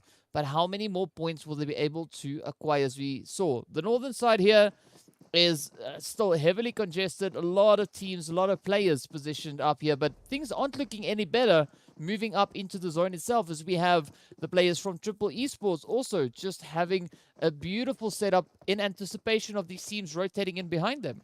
So my issue with Sanhok is, for the most part, no matter where the zone pops, is that you need to be center of it, especially in the end game. And I do think it's far easier to pick off those rotating in late, in my experience. So I do think that you need to set yourself up early. Mad Knight is gone now. That's a pity, but they're in double digits on the points. So that's a big step, starting the day on 0 into the double digits. Good on them. They've put up a good fight. They've lasted long today, so, and especially here on Sanhok. But for now, I think it's about, for the remaining teams, is finding the high ground, setting yourself up in the center, and then just watching the edges. That's the best. For me, that's the best way to play this map. Obviously, not everyone's cup of tea. If you have a different opinion, you can let us know on social media. It's not going to bug me. But for me, this is about just find yourself in a really good spot. And I said it earlier, I'm going to say it again. I still think Triple Esports has set themselves up quite nicely for the end game here. Yeah, some good positioning that they have up in towards that northern side. But you were talking about pity. I'll turn it into pretty, right? We see the players here from Cryptics actually coming in with a relatively pretty approach, right? We got Lazy Boy and Carry Boy sitting on the front line with Senke. Oh, sorry, no, that's Senke up front. Carry Boy all the way back in the distance. But now, once again, it turns to Fash and El Chapo looking to pick up a few of those points, but also going to be looking to blaze their way into that lobby. And Lazy Boy doesn't seem too concerned, just hopping in the vehicle quickly, just bringing in that rotation, as they are very likely going to be looking to move closer towards that position. We see Marshall in, and that is going to be absolutely key for Cryptics, right? Because they have a controlling position in those compounds. The rest of the team still having to try and rotate in. And looking at the zone, it's going to be a very exposed terrain for them to try and move across. I said Triple Esports had set themselves up nicely, but as PUBG goes, the zone shifted, and now it's Cryptics. They're on such a good spot. If they can just set themselves up, they can just watch the edges and pick off teams as they come. They've also got themselves a little bit of a high ground advantage. It's really clever. Like you said, it's quite open for these teams coming in. I hope that they can hold this down. If they can hold that high ground where they're sitting, it's going to be a really nice one for them. Also, all these teams rotating in are going to be fighting with one another before Cryptic needs to pick them off. She says, as Lusail spots one of the Cryptics players, and now it's on. That nade is going to cause some damage. Is it going to land? This is my favorite thing about PUBG Mobile, is just the nade play, right? The players, the pro players, they just nail it. they can cause so much damage with one grenade. Yeah, but that's also something we see being quite a big part of the Africa scene, right? The teams rather being quite proficient when it comes to the utilities and how they utilize the utilities and send them out to cause havoc across the DK. board. As the day progresses, you just it's like I don't know. It just keeps coming, right? You're on fire. You like warm up. You're a little bit like Mad Knights. You need a bit of time to warm up, and then you just fire hotter and hotter as you go. Yeah, it just never stops, right? It's even IRL. It's the exact same thing. But now it's down to our final 7 teams to fight it out to see who will be walking away with the winner chicken dinner right here in the jungle. We know no chickens or turkeys up for grabs here today. Already seeing that there's only 2 games left, but it still could be taking a bit of a swing here as we see Senke now trying to pick up Exist off in the distance as they have a little bit of a worrying angle. It is going to be Winky and Exist trying to get ahead of that blue zone. But now the shots continue to rain on in. SWAT 69 down to 1. Virtual Gaming sitting on 2. Blue zone applying pressure. Marshall and Senke. Oh, the gatekeepers of the zone. And with that, Marshall lands another devastating blow. Zeus now trying to ride a few clouds, trying to get up into that zone. Unique, unfortunately, getting sent back as El Chapo steps up. But now Lusail comes in for that third-party play in behind them. Lusail's got the advantage here. From the moment the zone shifted, they know exactly where Cryptics is. They know Cryptics is coming in. They're going to have this fight with SWAT 69, but I think that they can pick off. And the zone's going to swap again very soon. Look at that. They've got the perfect spot now. They just have to work as a team, keep their eyes on everyone. Cryptics, I don't think... There we go. As I said it, I saw it coming. That's what happened. Oh, beautiful, beautiful play coming in once again. Lusail also picking up another chicken. So that is their second chicken. So we've been seeing 2 teams so far just really grabbing those winner chicken dinners. So, I mean, there's no complaints from my side. It's good to see the consistency being brought in. But now that does make it quite challenging for the teams who are in urgent need of points to potentially try and secure even more of them. As we know, there's only 1 more match to go. So 4 games so far done and dusted. Gotta say, Jungle, quite satisfying with the performance that the teams brought to the battlefield. Was it satisfying? Sam at the end is busy analyzing Lusail's positions, and I know that DK is jumping in his chair being like, the action. But I'm all about the look where they're positioned, look where they rotated, look where they're sitting. And DK's like, look at all the people they're shooting. But yes, that's Sanhok for you, right? Nice and quick, goes too fast. Just make sure that you get yourself that high ground advantage and pick everyone else off. This is a good one for Lusail. It's going to give them a lot of confidence. They're sitting in that 4th spot, so this will give them a lot more points. And I think some of the teams will walk away happy with what they've done. Also, some of the other teams maybe not feeling so good. However, the fact that we go to Erangel after this, which is a map that everyone knows, everyone plays, I think it will be an interesting one. Sanhok's always fun. It's nice and quick, gets all that action done, but now we're going to move on to the final map, and that's where the big boy players are going to start coming in. Yeah, and well, of course, Lusail now picking up their second chicken also back-to-back. So maybe the turkey is still on the table. We don't know, right? We know if Asab, if it was up to you, would say no to turkey and rather go for chicken. But, it's one of those potential things that could be happening. And the teams really bring in some very surprising performances. It was good to see the players there from Mad Knight also bring in a little bit more discipline, not playing such a costly game in those early phases.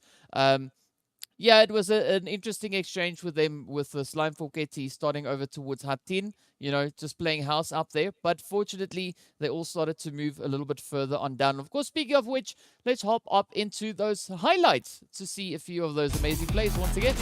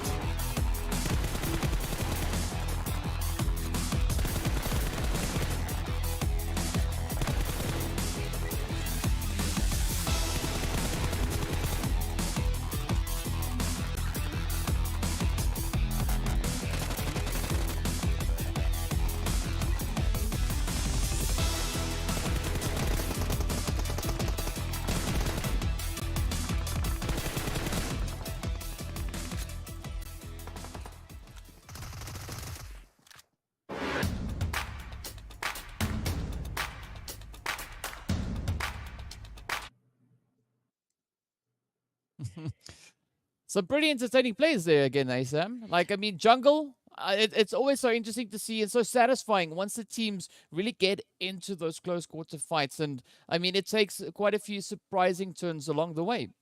Do you want to break down that last fight for us and how Lusail got the chicken dinner, seeing as I was so busy talking about positioning that you didn't have an opportunity to do it? Well, they kind of look to play not only towards, bringing in the chicken, but also just looking to bring in as much of a strategic approach, I would say, maybe, right? Coming in for the side of Lusail, because I mean, looking at what they brought in the previous match as well over on Erangel, they really started to build up some good momentum. And I think essentially here it's just trying to kind of ride the storm, be it the blue storm or be it positioning wise, and going up against the players there from Cryptics. I mean, we've seen several times, Cryptics is definitely not an easy team to deal with once you encounter them on the battlefield. But Lusail, they've also been around the block one or two times, and we can see the points coming in on the leaderboard here. It is looking relatively fairly spread out for the most part, but it was a little bit of a traveling performance coming in for Team Umbra, Super Young Stars, and Slime 4KT. They got 0 points, but I think what's important is the teams that are fighting it out at the bottom, trying to make sure that they can finish in the top 16 to make it to finals. 3 of them did really well. Mad Knight finishing in 7th. That's going to get them some placement points. We also saw them take down some players, so they'll get some elimination points. And then, of course, SWAT 69 and Virtual Gaming finishing in 4th and 2nd for this. That's what they want. These teams need placement points. They need elimination. So I think what's really impressed me today has been how the majority of the teams at the bottom, the ones who really need points to make it into the top 16 and ultimately the finals, have just elevated their game and arrived with a very clear goal in mind. And when you take a look at the overall rankings, I'm going to be incredibly curious to see how it has affected the bottom part of these rankings. And of course, the gap between G3 and G3 Temper and Lusail is a really interesting one to watch as well. Of course, the placements here don't really make a difference into finals, but it's more just a confidence thing. Obviously, if you finish above your competitors, it's always going to put a little bit of pressure on them. So I think that's the battle at the top end. For me, it would be G3 Temper versus Lusail. But the battle I really want to see is how these points have affected the changes here. Yeah, I mean, we do see that top end looking pretty heavy, but even looking over on towards the second page, right, it is still relatively close, as we've got not a lot of points now separating the position. We see Masters Esports and YONKOUS still holding, with the Intruder just slowly encroaching on that position. So still another opportunity on the table for Intruder to take that leap and get up ahead of Masters and YONKOUS. But still, some really good efforts being put in by both Triple Esports, SWAT 69, and then, of course, still Mad Knight. We're not seeing the exact amount of points we'd love to see, but still, points on the board are better than donuts. Better than donuts. So I'm trying to do the maths here. SWAT 69 has scored 50 points, right? If they did 50 points every day of Super Weekend, that would give them 150 points. Still wouldn't be enough, if I'm not mistaken, to knock out one of the top 16. So that means that they are going to have to bring a far bigger game to the next Erangel that we see and for the rest of the weekend if they want to find themselves in the top 16 for finals.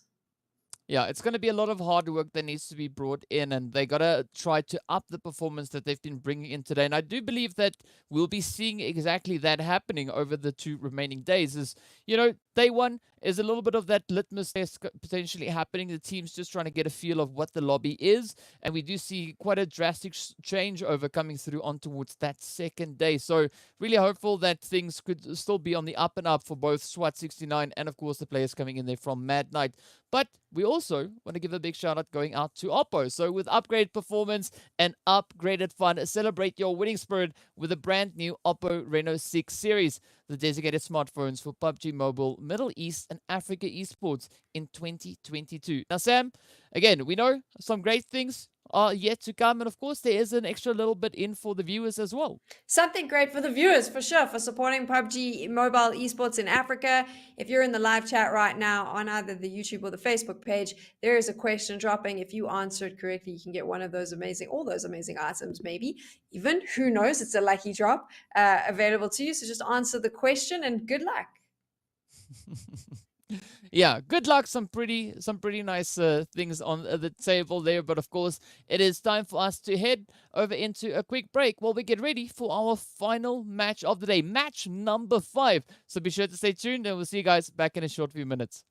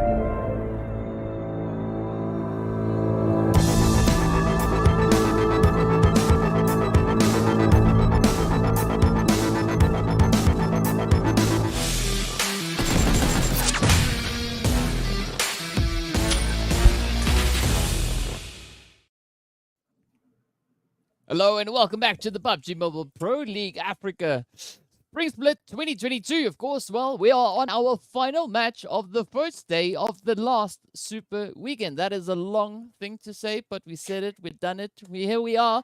And of course, we've seen the team step up throughout the day with two teams coming in with back-to-back chicken dinners so far. So I'm curious to see who's going to be picking up this fifth chicken dinner that's up for grabs. Any predictions on that front, Sam? Maybe it'll be a turkey. So maybe G3 Tempo or Lusail will take it. But who knows? We'll have to wait and see. I do want to quickly just say something. I know that people are maybe wondering where Proxy is today because she's obviously been your partner in crime the whole way through. She is off for the weekend on a well-deserved rest. So I'm just standing in, but she will be back with you after that. So just keeping everyone updated. From a predictions point of view, though, I would like to see a turkey, and if I can't have a turkey, then I want to see one of the bottom teams that are struggling to fight to get into the top 16 taking home a chicken dinner, because that's what's fun about predictions. You can just be outlandish. So what about you, DK? I have to agree. I mean, that sounds just amazing, right? So if it was any of the teams sitting on that lower end of the leaderboard looking to just surprise us with some absolutely fantastic plays, please do so. Step up. Just go absolutely crazy. Bring in some well-deserved winner chicken dinners across the board. But of course, now it is time for us to hop on that plane to see where it is going to be going. And this is one of the few times we see a very vertical flight path coming in. I haven't seen one of these in a long time. Look at that. South. That's where we're going. All the way down. Yeah, I think the last time I saw one of these flight paths was when dial-up was still a thing. And How old are you, DK? let's not go there. You did. Old enough to know what dial-up is. Old enough to know what dial-up is and what it sounds like and how slow it was and how riveting, and suspenseful it was. The Very more much you like... talk, the more you're digging yourself. If you had a pan, you would just be using Yes. it to dig yourself into a hole. I'd be running around trying to hit people with it. You'd be digging your hole. I'm going to be interested to see where the zone pops based off of this flight path, though, if I'm honest. Yeah, I mean, like, whichever way it goes, I just hope it's not south, right? I hope it's not south. Why? Like, I'd be Why? super satisfied with the northern zone or anywhere else but south, right? That is what I would be super All I want is satisfied a with. military circle. No. Yes! See, but that's how it works. You got to say what if it is what you want, you say you don't want it, right? Because then the PUBG gods listen and they go like, oh, you don't want south? Great, we'll give you south. Here you go. So I would like this to end on military, but that doesn't happen often. So fingers crossed. But for now, this is an interesting one, obviously, and you can see some of the teams choosing to drop on military. The chances of it being a military circle are slim to none. And I think what we need to talk about, though, is the 2022 PMCO spring registrations that are open now, because this is an opportunity for more players to compete and more teams for us to commentate on. Yeah, as we know, like the registrations, they close on 13th. So be sure to check out the link in the pinned message in the live chat. Get your team registered. We'd love to be commentating on you participating in these events as well. And who knows, maybe we even see you playing in PMPL. Then we get to commentate you. It'll be fun. If you are in the chat, we want to make sure that you get rewarded as well. So don't forget to answer that live chat question so you can be part of the lucky drops. You saw them up on your screen a little bit earlier. Here is Mad Knight, our absolute favorite. Are they going to go for that first early engagement? Look, it looks like they're going to. I think this is just their thing. Maybe this is their style, that they want to take these early fights. I mean, I can sit here and break down why I think it's a bad idea, but then they obviously proved me wrong on Sanhok. But it looks like, and it's 1 Million Esports, a team that we've seen them battle out with once before. It looks like there's going to be a battle. Is there going to be a battle? That's my question. Now I'm watching very carefully to see if they've seen each other and if they're going for the fight. Mad Knight and me and myself are never going to we're just never going to see eye to eye on this. Yeah. I mean, like, well, at least you can give them points for persistency, right? Consistency as well. They consistently go for the first fight. It hasn't worked out well for them 90% of the time, but consistently that's their game. Or maybe it is just a matter of the fact that they tend to drop in similar loot spots to other teams, and then they're contesting all the time. I mean, that's something that I also think maybe I haven't really I've sat ranting, but the truth is this could just be a matter of them choosing to drop in the same places as other teams, and that's more than understanding considering we haven't really seen them in a super weekend before. Maybe it is a matter of just they constantly find themselves contesting. DK. It could be. I mean, it's difficult to say because we're not in on the comms. We can't hear what the conversation is that's going on. You know, it could be one of many things. Maybe they were just like, you know what, to heck with it. We're gonna drop down in Pachinki, look to get into a little bit of a sweaty engagement, and you know, whoever else is there looking to join us for the party, step up. You know, the door's open. You're welcome to join. Please just don't send us back into the lobby. If you do, we'll try and avenge ourselves and, you know, retaliate or whatever it is we want to call it. But yeah, ideally, either of these teams, they should either decide to push or disengage, because, you know, having a bit of a siesta on Pachinki, I mean, there's probably a time and place for that. I'm not quite sure whether or not it would be the time and place in the first phase or maybe the second phase. You don't know. But ideally, we want to see those rotations come out. We want to see the teams being lively and, you know, Mad Knight, they need to push for a little bit more points. They definitely need to push for a lot more points. I'm just watching some of the movements while these teams set themselves up. We're busy waiting to see if Mad Knights and 1 Million end up battling. But while we're doing that, I do find it quite interesting that Super Young Stars and Intruder are choosing to stay on military and haven't moved out yet. The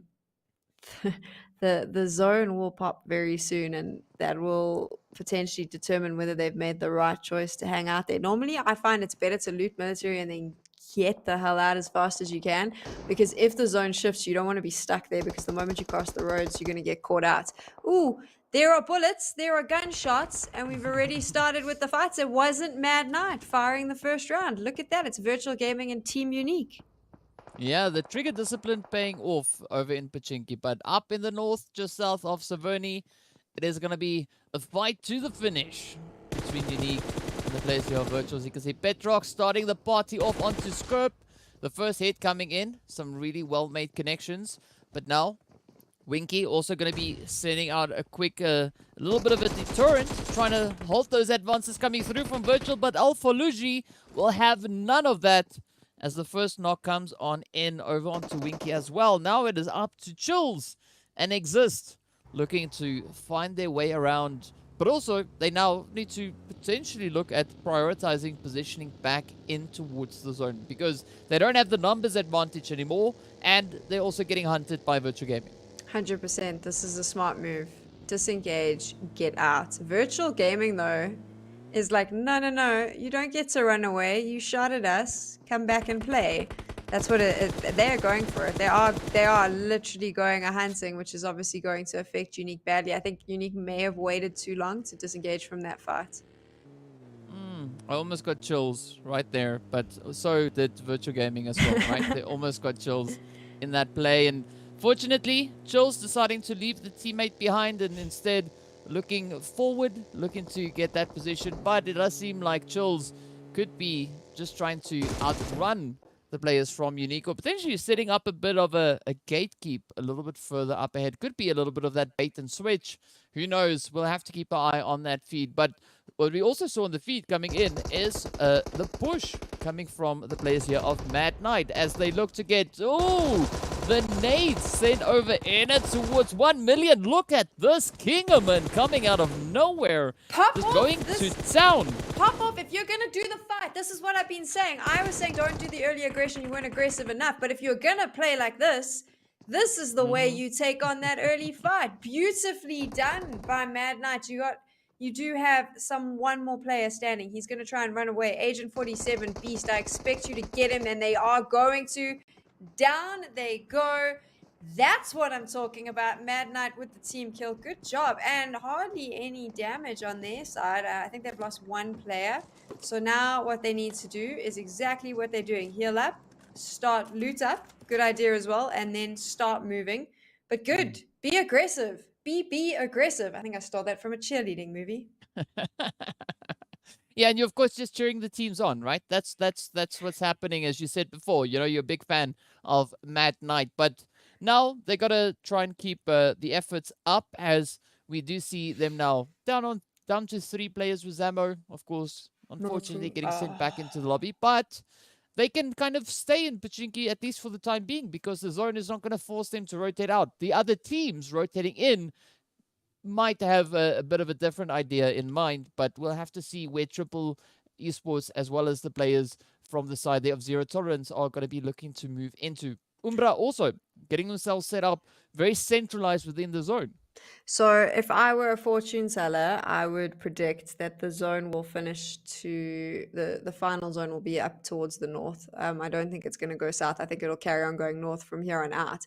What I do think is interesting, though, is currently where G3 has set themselves up. They are just on the other side of the bridge, and we saw them a little bit earlier where they had kind of positioned themselves, which means Intruder's going to have to, which Intruder's done, they've jumped into a vehicle, are going to have to face off against G3 if they want to find their way back into the zone. So this is going to be really interesting. I think now it's just going to come down to everyone moving in, right? So what you want to do is try and figure out the best possible spot. For me, if I were to take a gamble, I'd say go finish up towards the north. We can see one of the loot crates there. I normally feel that they kind of give you an indication of where it might end up. Of course, this is my very illogical opinion, but follow the loot crates. You'll probably end up getting knocked out, but look here, this is the exact fight I was talking about. G3 setting themselves up over the bridge. Intruder, in order to get out, is probably going to have to face off against them, which is going to cause a little bit of a tough one, because G3 was waiting for this. They knew that there had to have been teams that dropped at military. They knew that those teams would have to cross the road at some point. Yeah, but I mean, looking at what Intruder is doing as well, they've not 100% committed to pushing across this bridge. And looking at what we can see on the map feed, that western bridge is now entirely open, so that could be a potential consideration for them. They of course don't have this information, but it's going to come down to whether or not they feel like they will be able to make enough of a play on this particular position. But looking at what we're currently seeing, it might be that Intruder are either going to come trying to go blazing across that bridge, or just maybe hit themselves into the water or something, because there's still a lot of potential play that can come in towards that eastern bridge. But speaking about bridges, who's not anywhere close to a bridge is of course going to be Cryptics and Blackjack, as we see them positioned up in their compounds towards farm, and Lazy Boy just keeping a very watchful eye. Marshall also not too far away, but we also then have Senke and Carry Boy on the approach, just looking to potentially reinforce these positions.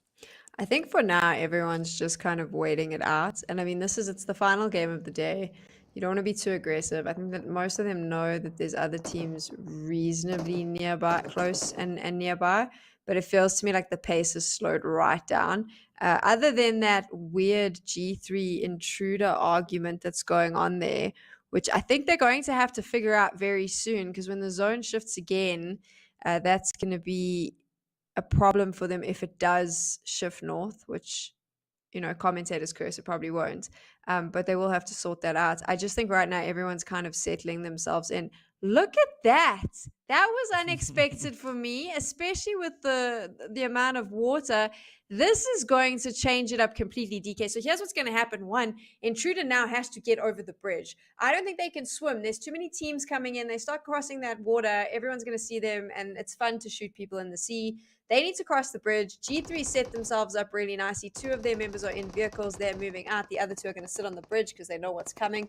This is going to be really interesting. Also, because of the water, obviously, the play area is even smaller. So we're going to get some fun shootouts coming our way, which is exactly what we want. It's the last game of the day. I want lots of hype and excitement and chaos.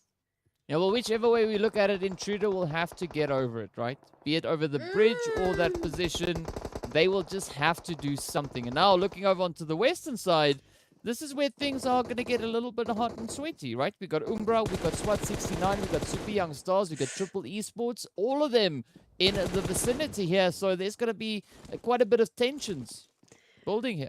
How long were you sitting on the get over it joke, waiting for me to finish so you could drop it? I could hear it in your voice. You were so excited. You knew it was coming, and you couldn't wait to share.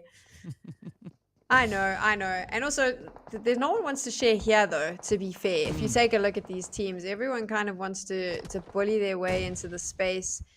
They all know that there's someone else there. So we're going to see a lot of these fights, I think, because the space is smaller. Oof, that is a really... I'm a big fan of nades. Explosions are fun. I like a well-placed nade. Yeah, they're the bomb, hey? But now, of course... No! DK! Oh my gosh!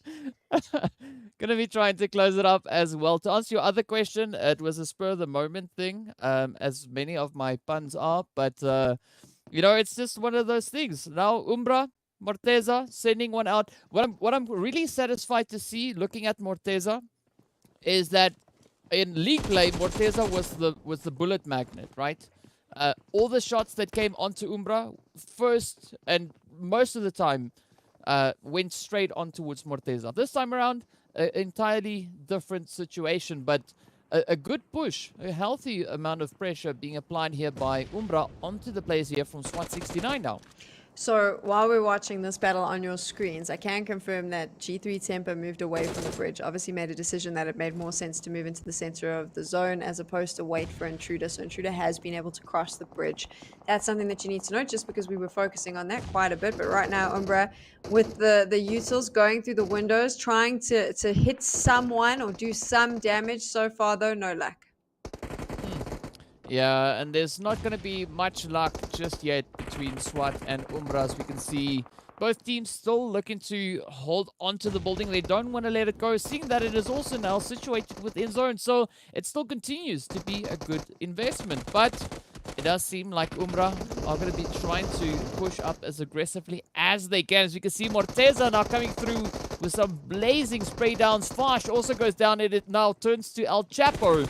Try and bring in the final few efforts, but Umbra so close to getting that full entire squad wipe. El Chapo coming under some severe fire. Will he be able to out-dodge them? That's not even a word, but let's see whether or not he'll be able to do it as the shots continue to come on in, and unfortunately SWAT 69 gets stopped right there as Triple Esports actually comes in with a beautiful off-angle play, but they've also lost Thor in the rush on in. Mad Knight right behind them. And the same can be said there for Unique as well. SWAT 69 is going to be bitterly disappointed with that after such a strong showing, starting the day with donuts, finishing on 50 points. They would have wanted a bigger finish here at the end of today, so they won't be too happy with that.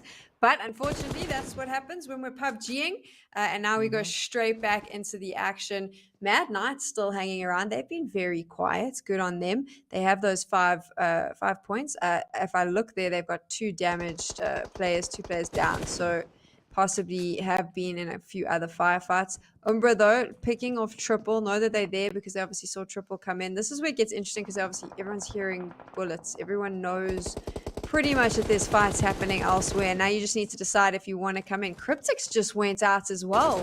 These are all the names we've seen up at the top. Team Unique. These are all the names that were sitting at the top. This looks like it's going to be a very different top 4 to what we're used to, maybe.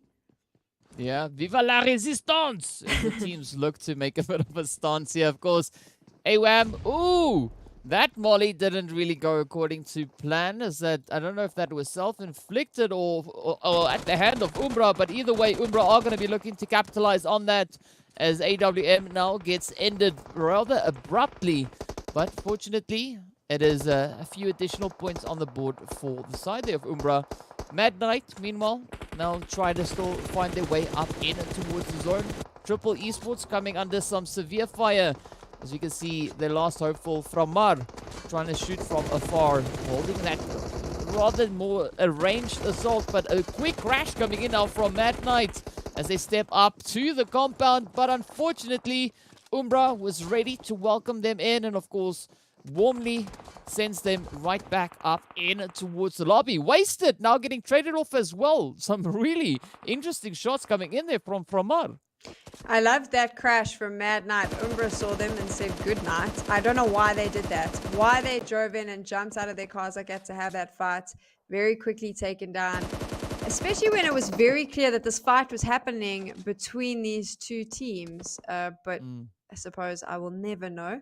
When we take a look now, Umbra's playing very aggressively. DK, I think they want to give you that chicken dinner, because they are going full ham with any team that comes near them, as we just saw with Mad Knights, who are going to be not. I don't think they'll be too disappointed. I mean, six points is 6 points, but I do think that they could have done a little bit better. And as I say that, the zone has adjusted.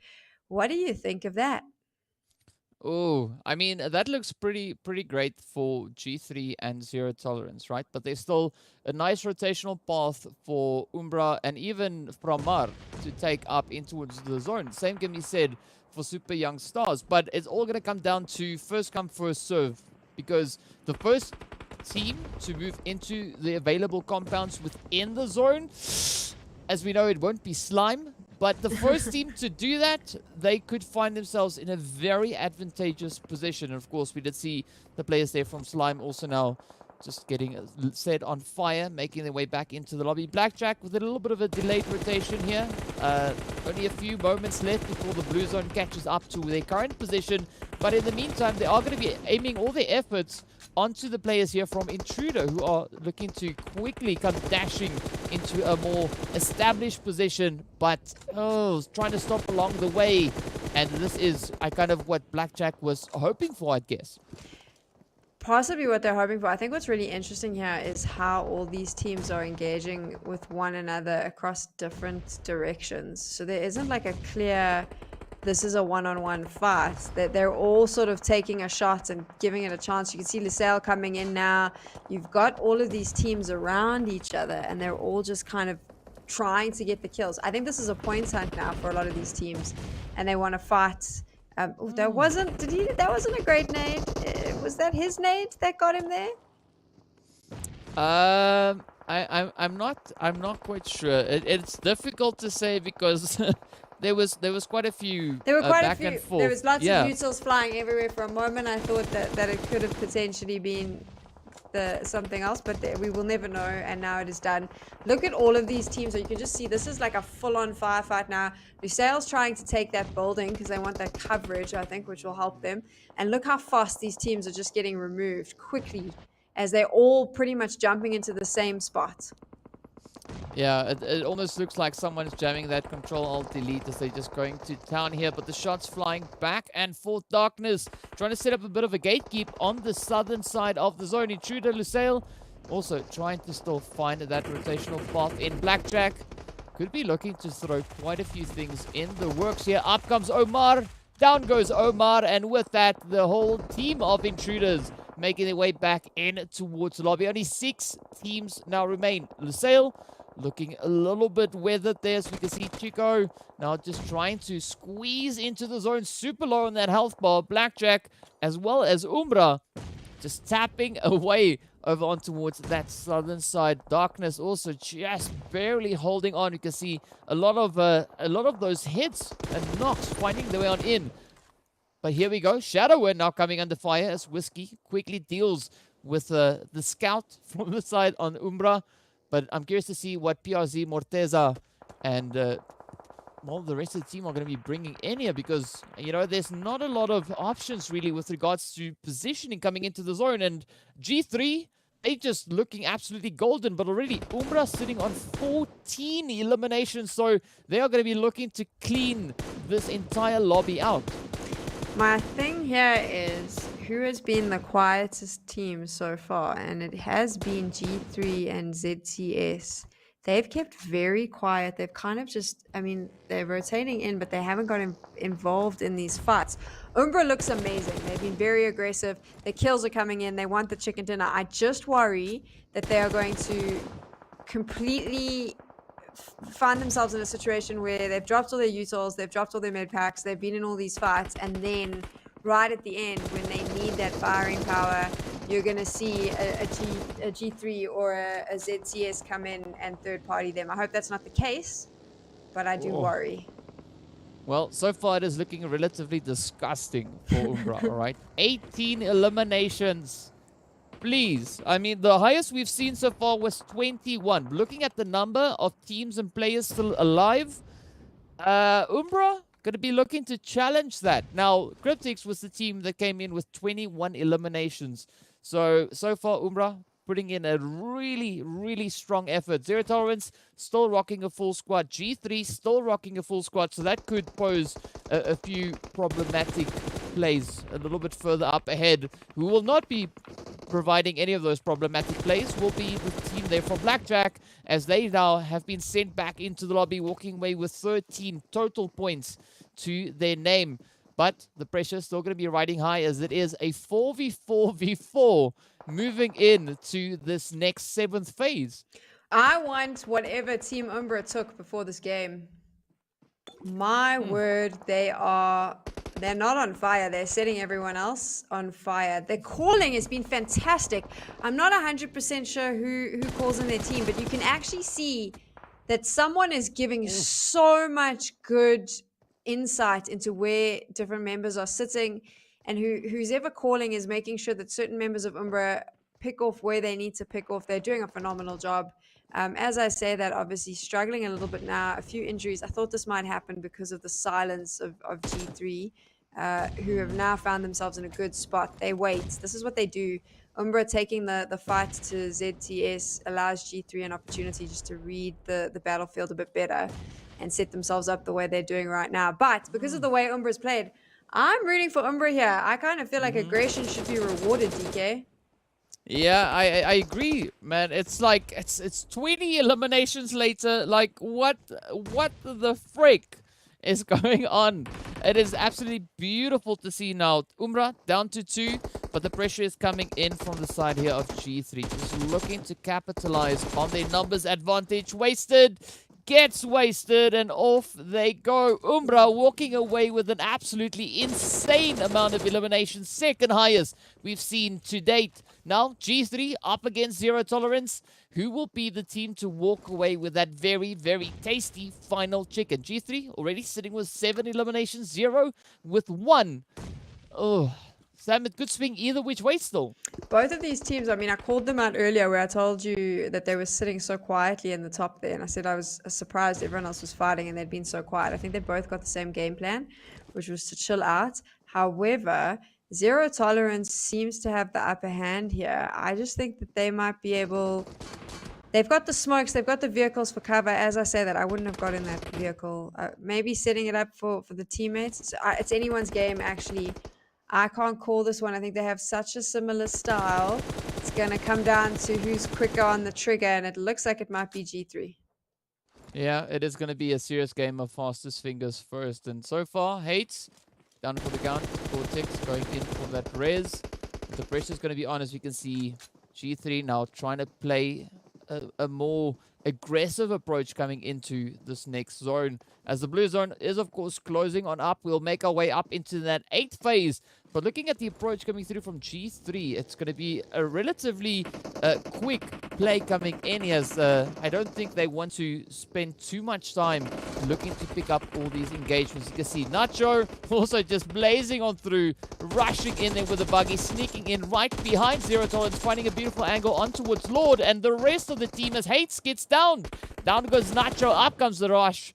Flacco and the rest of the squad now going to be looking to clean this one out. Skydo going to be holding that defensive front line. Nacho, of course, sending a lot of information through to the back end. Down goes Flacco. Ooh! Skydo, Vortex, Hates. It's going to be a 3v1 up against the last remaining hopeful there, which is 6 guard. And now Zero Tolerance looking to close it out. 6.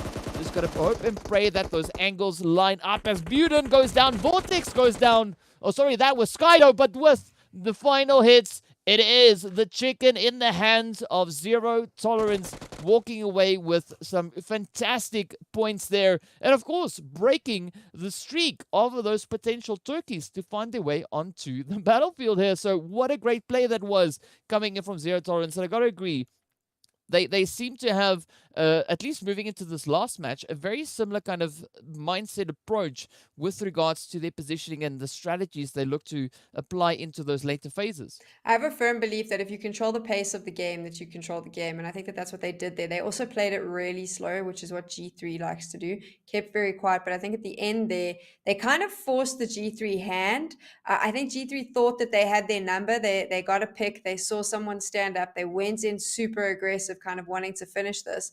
And I don't think that they realized that Zero Tolerance had set themselves up in such a way that that wasn't going to happen. I also think what was interesting was how quick they were to get the reses. They dropped their smokes. They got those reses. That saved them at the end of the day when those players were down.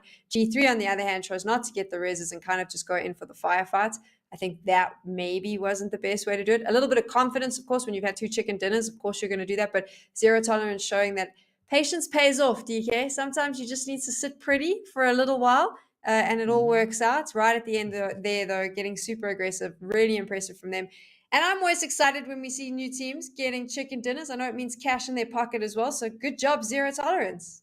Yeah, that in fact was their 4th winner chicken dinner so far in Super Weekend. So the team's really starting to put in some strong efforts, looking to bring in a little bit more of that cash, and as Ez would say, it's the extra spice coming in on those chickens, making them just taste so delicious. And I can't disagree with that. A lot of teams chasing that. I really need to eat some food after this. Chicken wings. Who delivers? We gotta get some chicken wings. I'm gonna have chicken wings for tomorrow. Really impressive performance. So some standout teams. I'll be interested to see how they perform tomorrow. I think what was disappointing for me was some of those teams that have had such a good day, the SWAT 69s, the virtual gaming, just not being able to pull it out in that final map. That's always devastating because they had such a good run. You kind of want them to end today feeling confident. Whereas now they're probably going to end today feeling a little bit despondent. I hope that's not the case because, of course, that's where the fun is. That's where we're focusing, those teams and who's going to make it through to the top 16 and ultimately the finals. But I also got to say, very impressive performance coming through from Umbra, picking up 20 eliminations alongside that 3rd place. I mean, it was absolutely insane to see all those eliminations just continuously piling on up. And I believe when we look at the highlights that could be making their way on through as well, there could be quite a few of those Umbra plays coming in. So without any further ado, let's hop straight into the highlights.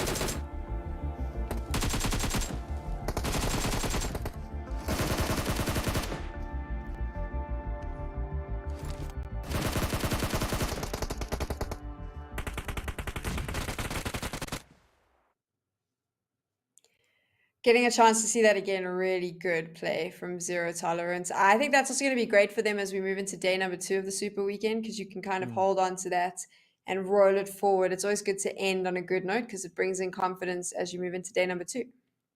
Yeah, but I mean, I was looking at that, right? Umbra came into the 4th phase with 0 eliminations to their name, right? Literally 10 minutes later, they were sitting on 20 eliminations. That is That's insane, right? That is absolutely insane to see. And of course, this entire match was absolutely insane. Umbra, of course, taking pole position there on 30 points, taking that finish in the third place and 20 eliminations to their name.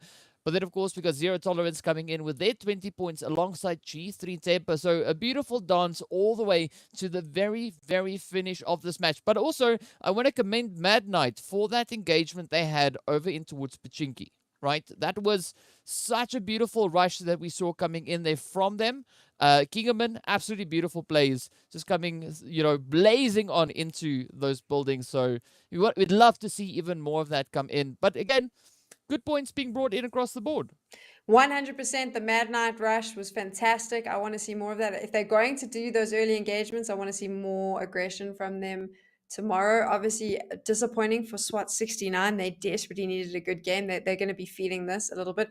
Triple Esports as well, probably feeling it a bit as much as well. We've got to look at these teams that are obviously struggling at the bottom there. So, of course, when we started today, it was Mad Night, SWAT 69, Virtual Gaming, Intruder, and Triple Esports. All of them need to do big games, and some of them just aren't quite delivering. I'm swapping all my words around because it's the end of the day, and it is gonna be concerning when you take a look at the overall standings. I don't think any team has done enough as yet to knock out Masters Esports or YONKOUS from their spot, which means those two teams are going to sleep very well tonight. Yeah, well, at least after the first day, but I wouldn't get too relaxed because we know there's still 2 more days of play to come. So that means still 10 more matches to bring a lot of changes up into the overall rankings. Of course, Cryptics just being absolutely insane. They're already just advancing themselves 99 points ahead of third place, right? That's madness. 99. Madness. That just shows you what consistency does, right? So maybe you didn't see Cryptics. I think today they've actually 3 times they've finished in the top 4 today alone. So maybe no chicken dinners, but just those 3 times that gives them the points they need. Look at the big difference there, and of course they have those 5 chicken dinners as well. So this is impressive for them. They'll finish on top. Means nothing. It just means they'll go into finals. But it does mean something, because I think what ends up happening is all the teams below you are a little bit terrified because you become scary when you have that big a lead. Yeah. Yeah, it is rather intimidating looking at that. But, what we also are looking at is that second page. We can see still a lot of contention coming in here. We have Intruder slowly but surely creeping up towards where YONKOUS is. Hopefully, we'll see a little bit more of a drastic change coming into tomorrow's games. But the rest of the teams, they still have a little bit of that cushioning, right? Because I do think once Intruder kind of gets up ahead of where Masters Esports is, that's when the Super Young Stars are going to start feeling the pressure. But ideally, Super Young Stars would like to kind of deal with that before it becomes a problem. If Intruders can push themselves up into one of those spots. Right now they are in 16th, which is where you want to be, because the top 16 are the teams that are going to qualify for the finals. But ultimately, you kind of want to move yourself up there, so you've got a little bit of a safety net. They had a good start today, Intruders, but I feel like they're probably going to have to do a little bit more tomorrow on the lower end. So these are the teams that aren't anywhere near there. Triple Esports, SWAT 69, Mad Knights. Let's be realistic. There are 10 more games to go, but they are going to have some serious pop-off games if they want to contest for a spot in the finals. Yeah, they will really have to pop off like it's no one's business. And, like Triple Esports, they're only 25 points behind Intruder Africa. So that's definitely not outside the realm of possibility for them to try and achieve. I mean, SWAT currently being 88 points behind that 16th position. So there's going to be a lot of focus that needs to be brought in by SWAT to try and close that gap. But even more so if we look over on towards the players there from Mad Knight, because they are currently sitting on 117 point difference. So it's not impossible, but they're going to have like back-to-back perfect games. It's not impossible, but it's not realistic. Let's be fair. However, weirder things have happened in PUBG Mobile, so I reserve judgments. I'll still be here shouting at them when I think they get it wrong, but shouting for them when they get it right. Yeah. And that's the most important part, right? And I mean, we already saw a little bit of a change upcoming through for Mad Knight as we eventually kind of saw what their strategy was. Even though it took them potentially 5 games to show that, the fact is they showed it, right? And now they just need to try and build upon that and look to maybe get it a little bit more solidified and a little bit more consistent as well. Because it's all good and great getting those early game engagements, but you also got to be able to last far up into those late few phases. So, you know, hoping to see those evolutions come in. And I mean, if we've been seeing a lot of that happening for a lot of the other teams, so it's definitely a possibility for them. It is a little bit challenging having that evolution and then being forced coming in on the last super weekend, the final opportunity to try and qualify for the finals. But still, as you said, it's not an impossibility. It could maybe potentially happen, you know, seeing that it is PUBG and, you know, a lot of PUBG can take place. A lot of PUBG can take place. You know what else needs to take place? Umbra needs to get a chicken dinner. That's what Yes. we gotta be holding out for that. So much needs to happen in the next 2 days. I'm gonna write a list. I need to get chicken wings. Umbra needs to get a chicken dinner, and Mad Knights needs to try and make the top 16. I do think it's going to be really difficult for them. I think if some of these teams continue to play that they are the way that they are, I don't think Mad Knights is going to do it. And I don't like to be that person who creates false expectations for someone watching at home. But I would like to see them improve. I think that they've really showcased that they can be better than what we've seen, and I'd love to see more of that as the weekend progresses. Oh, well, as the weekend progresses, there's going to be a lot of action coming through on the battlefield. But of course, we have to take a quick moment to give a shout out to one of our sponsors, and that is going to go straight over to Oppo. So, with upgrade performance and upgraded fun, celebrate your winning spirit with a brand new Oppo Reno 6 series, the designated smartphones for PUBG Mobile, Middle East, and Africa esports in 2022.